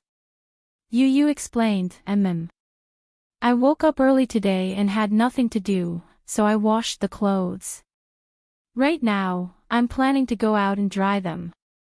Yunshishir smiled and immediately said, "Mommy will dry them with you, okay?" "No need. Mommy's hand is injured, right? Since you're seriously injured, you should rest well." As Yu spoke, he glanced at the bandages on her wound, and his heart ached. Yunshishir's heart warmed. Her little warm boy was always so considerate. Chapter 13:07. He pouted and blew gently with his little pink mouth. Transparent bubbles swelled up from the blowpipe and then floated in the air. Under the light of the sun, they refracted colorful illusions. Yu had made this blowpipe for fun when he was young. He used very simple tools to make a simple blowpipe. When Yu Yu woke up, Xiao Yichen was also awake. He stood by the side and watched as Yu Yu cleaned the house and washed the clothes. His injuries had not healed yet, and he did not know how to do housework. There was nothing he could do to help, so he stood by the side helplessly. Yu Yu rummaged through the cabinets and took out a toy that he had made in the past. He also poured some soap water into it and let Xiao Yichen blow on it. Blowing bubbles was a childhood memory for many children. Yu Yu rarely went out when he was young. He liked to lie on the windowsill and blow bubbles with his self-made blowpipe. He specially modified it and used the blowpipe he made to blow bubbles. They were big and round. To Xiao Yichen, this toy was extremely rare. He was addicted to playing with it. He sat on the flower bed and played with it with great interest. He felt that it was very interesting. He had never played with this toy when he was young. It was simple but interesting. Especially when he saw the big bubbles that he blew floating in the wind, he felt an inexplicable sense of accomplishment. Yu Yu, quick, look! I blew a big bubble. Xiao Yichen suddenly shouted excitedly. Yun Shishir giggled and Xiao Yichen was instantly alerted. He looked up abruptly and saw that it was her. He ran over happily. Mommy, you're awake. Yun Shishir squatted down and patted his head. Yes. Xiao Yichen, good morning. Xiao Yichen snorted and glanced at her with disdain. Good morning. The sun is already shining on your butt. Mommy is such a lazy pig. Yun Shishir was a little embarrassed. Mu Yichen, are you asking for a beating? How dare he call Mommy a lazy pig? Then you're a lazy pig. Stupid and lazy. Yu Yu was displeased. She placed her hands on her hips and scolded him. How dare he call Mommy a lazy pig? This brat was itching for a beating. Xiao Yichen pursed his lips and chuckled. Then, he hooked his arm around Yun Shishir's arm and handed her the jar of soapy water. Mommy, do you want to play too? Blow bubbles with me. Yu Yu was speechless. Mommy, ignore him. You're not even playing with me. Xiao Yichen poked his little finger, feeling wronged. Yu Yu rolled her eyes coldly. I have to dry the clothes. I don't have time to play with you. Then Mommy, let's play without him. Xiao Yichen smiled mischievously like a mischievous little elf. Yun Shishir nodded and let him hold her hand as they ran to the flower bed to play. Yu Yu stared at Yun Shishir and Xiao Yichen as they stood in the flower bed. From time to time, he could hear the sounds of laughter. What about him? He held a clothes rack in one hand and clean clothes in the other. He sat there doing manual labor and couldn't help but feel a little angry. However, in the blink of an eye, a smile appeared at the corner of his lips. The sun was bright and clear, and the laughter made his mood exceptionally cheerful. To him, this was a simple little happiness. Chapter 1308. The black Bentley slowly drove into Mu Group's private hospital. The hospital director was already waiting at the entrance with a row of people. The car door opened and Mu Yaja stepped out. The hospital director immediately led a group of people to greet him enthusiastically. It was as if the stars were surrounding the moon. Chairman Mu. We've been waiting for you for a long time. The hospital director smiled flatteringly. More than an hour later, Minyu called. At that time, the hospital director was still immersed in some gentle village. When he heard that a big shot from the Mu family was coming and asked him to wait, he quickly dressed up and rushed to the scene. The medical industry was a lucrative industry. Most of the medical centers and private hospitals in the country were controlled by the Mu Group. As for Mingda Hospital, it was the most famous private hospital in the capital. The hospital director, Li Changde, was able to sit in this position because he was promoted by the Mu family. Therefore, He served the Mu family like they were emperors. Mu Yaja glanced at him and asked calmly, "Where is she?" He did not bother with small talk and went straight to the point. The hospital director reacted for a few seconds and his face froze. "She? May I know who you're referring to?" "Li Changde. I heard that a few days ago, my fourth uncle arranged for a woman to be admitted to the hospital. I'm here to see her." The hospital director was stunned for a while. He had not been in the hospital for the past few days, so naturally, he did not know the situation. The department director behind him immediately came forward and whispered a few words in his ear. He roughly told him what had happened in the hospital over the past few days. The hospital director immediately added, "Chairman Mu, are you talking about the patient that fourth uncle arranged to be admitted to the hospital a few days ago?" "Yes." Mu Yaja seemed to have lost his patience. His voice was low and deep. The hospital director's heart skipped a beat. He said in a trembling voice, She's been controlled. Chairman Mu, I'll send someone to bring you there." With that, everyone followed behind him like stars surrounding the moon as they made their way to the hospital building. The psychiatric inpatient building. On the third floor, Mu Yaja walked through a long corridor. Then, everyone stopped at the door of Ward 5. "Open the door." The psychiatric ward was different from other wards. It had a wooden door, and when the door was opened, an iron gate appeared. Mu Yaja stood at the door. Through the tightly shut iron gate and the crisscrossing iron bars, he could clearly see the scene in the ward. The layout of the ward was quite simple. The walls were painted white, and there was a window that was tightly sealed with iron bars. The window and door were tightly shut, leaving only an air vent. In the empty ward, there was nothing else except for a single bed. Beside the bed, Mu Wanru leaned against the bedside with her hair disheveled. Her pair of wide and empty eyes stared blankly out of the window. Her originally beautiful hair was now as messy as a ball of withered grass. He didn't know what kind of stains were stuck on his hair, but it looked very dirty. Chapter 1309. From time to time, she would even knock her head against the wall. Compared to the noble Mu Wanru she used to be, the current her was a stark contrast. Mu Yaja took a step forward and stood outside the iron bars. He looked at the dazed Mu Wanru in the ward and frowned. He held his breath and focused his mind. Finally, he could make out the words that she was muttering.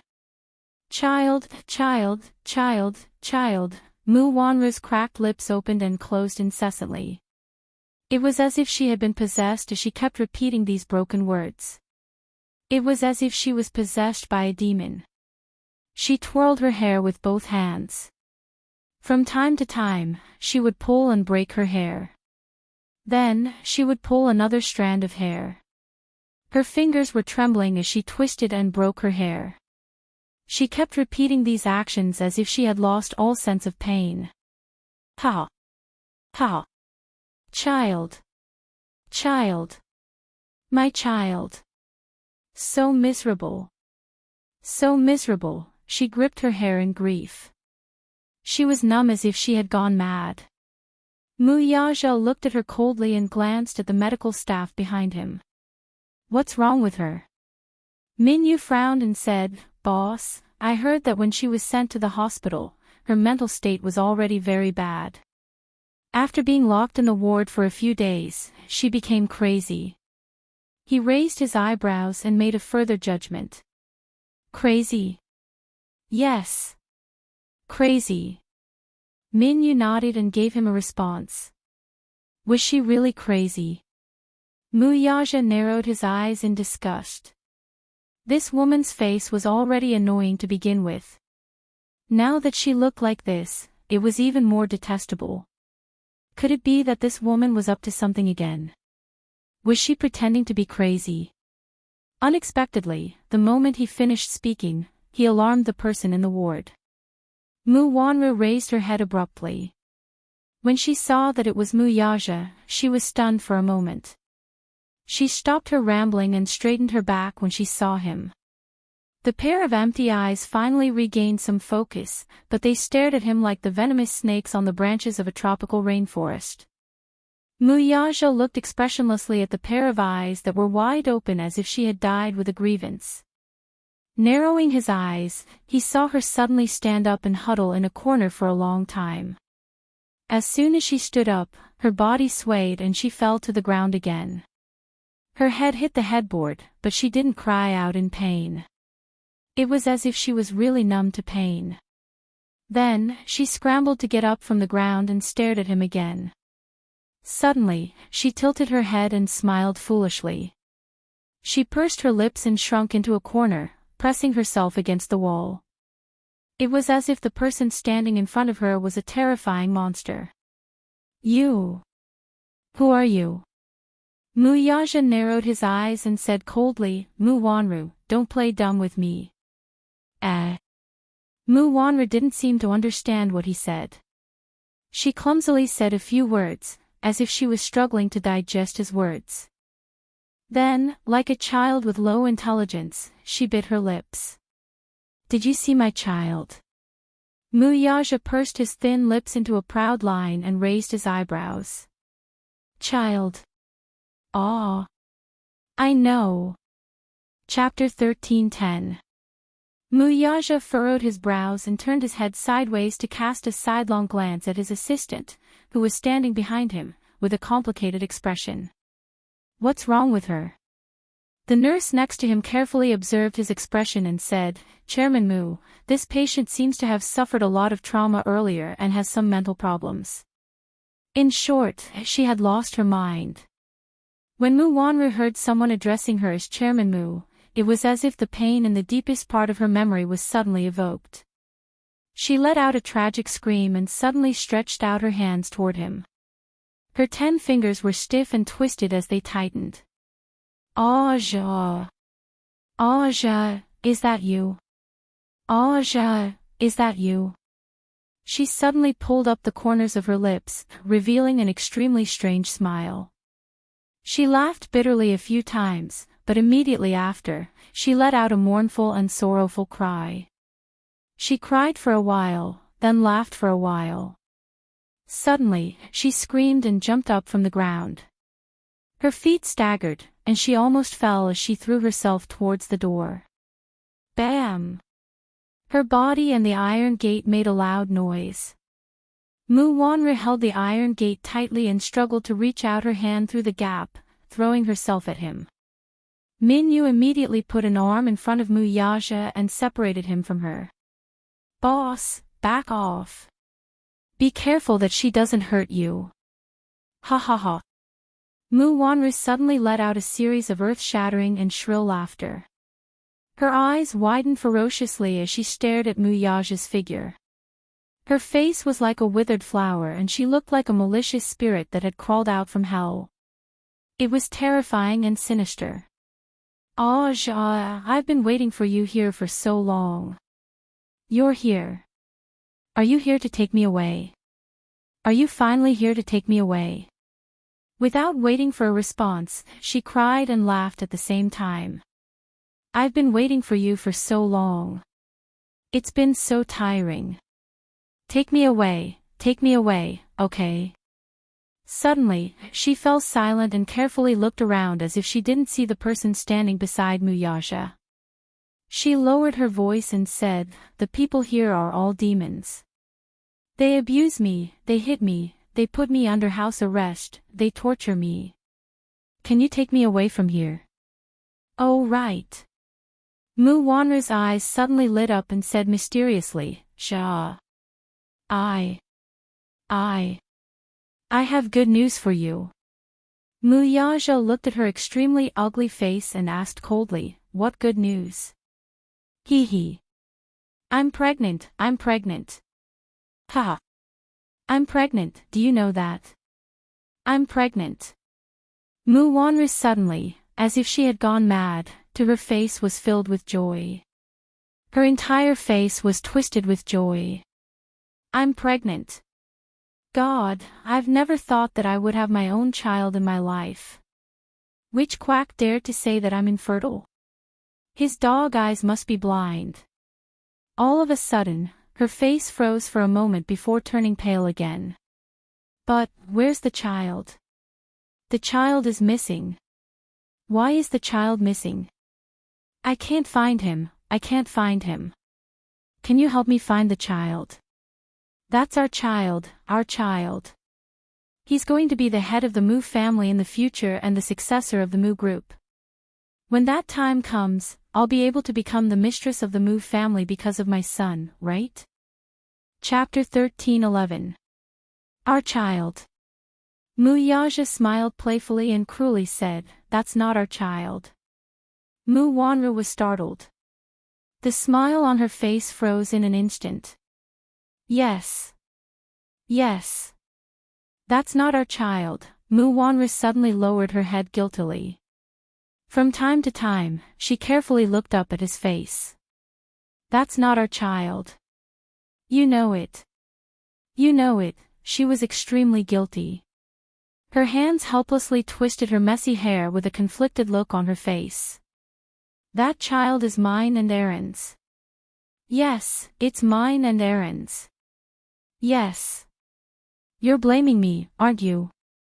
She suddenly raised her head and looked at his cold face. Her breathing became urgent. You're blaming me, aren't you? Yes, I betrayed you. Yes, I know. I shouldn't have betrayed you. I slept with a man. It's so dirty. I feel so dirty, too. With that, she began to rub her body hard. Moo Yaja's face was cold. He lowered his head and looked at her, unmoved.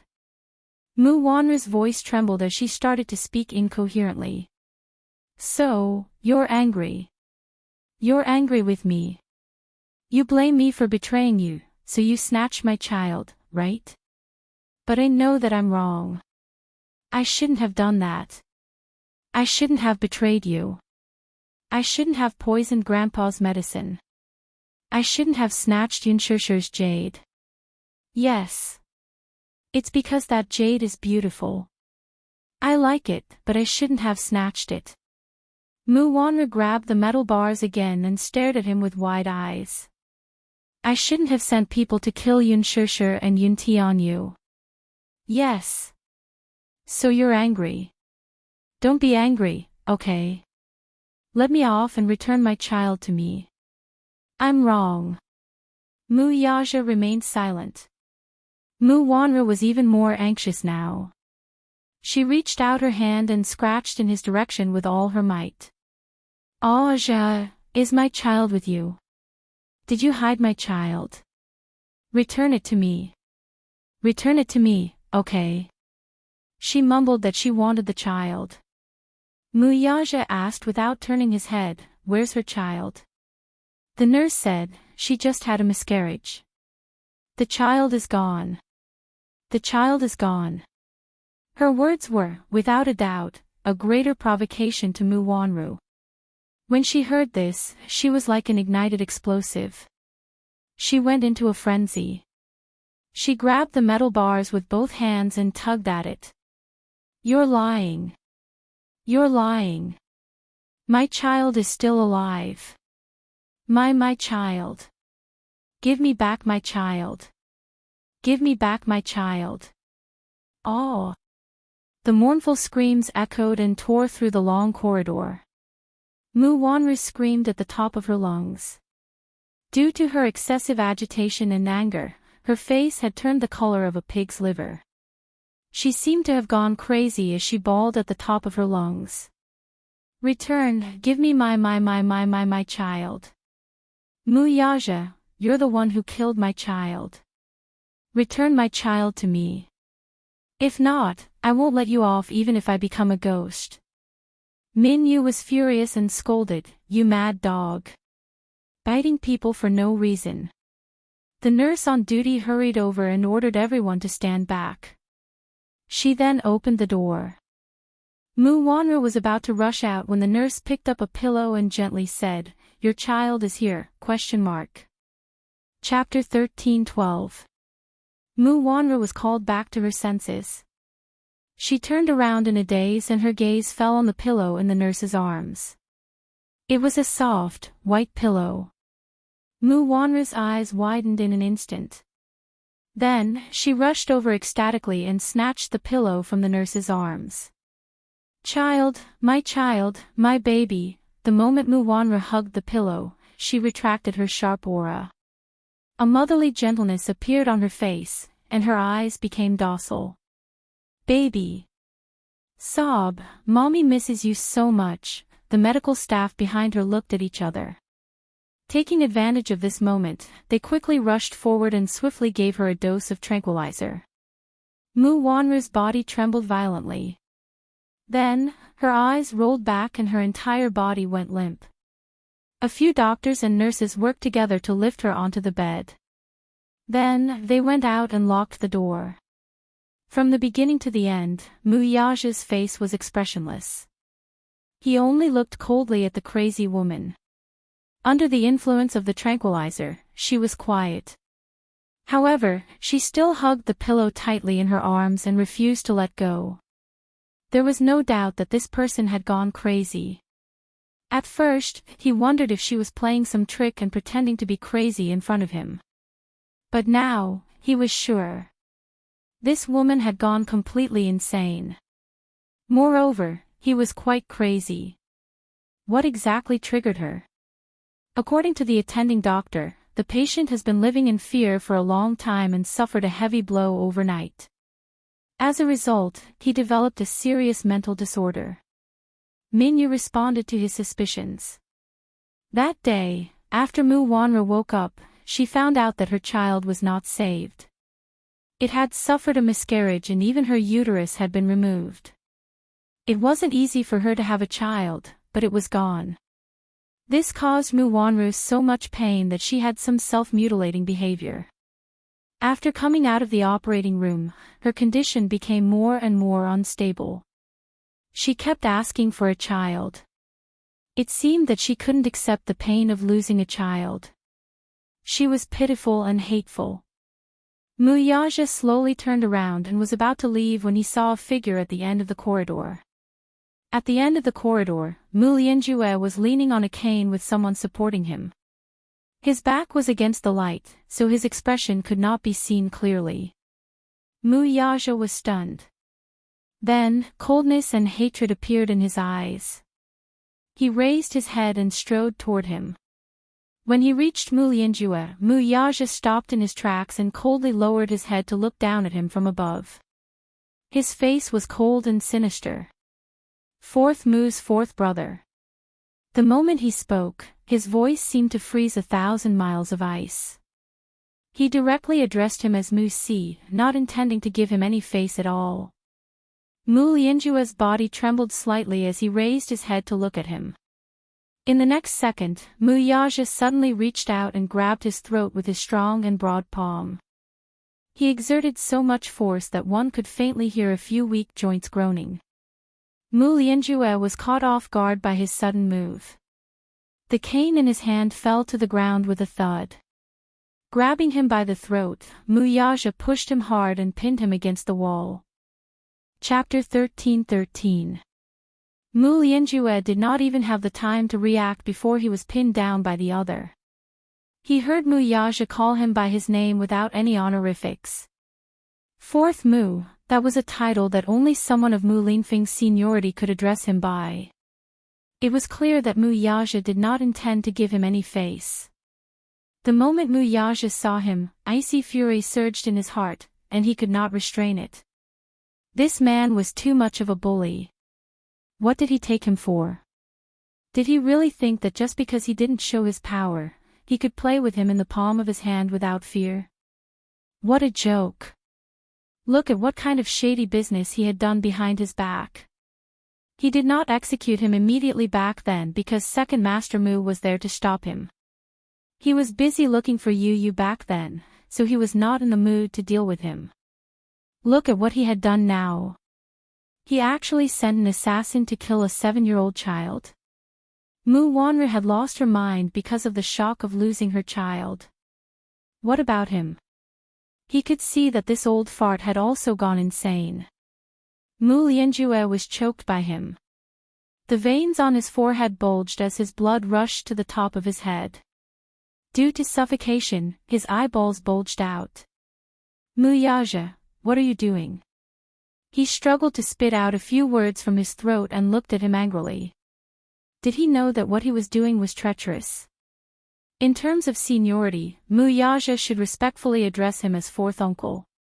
He was his elder, after all. He, Mu Lianjue, had a prominent and honorable position in the Mu family. He went up to him and grabbed his neck without saying a word. He looked angry and called him Fourth Mu. This was more than just treason, this was practically a rebellion. Who gave him the guts to do that? Mu Yaja glared at him coldly. His eyes were bloodshot and full of murderous intent.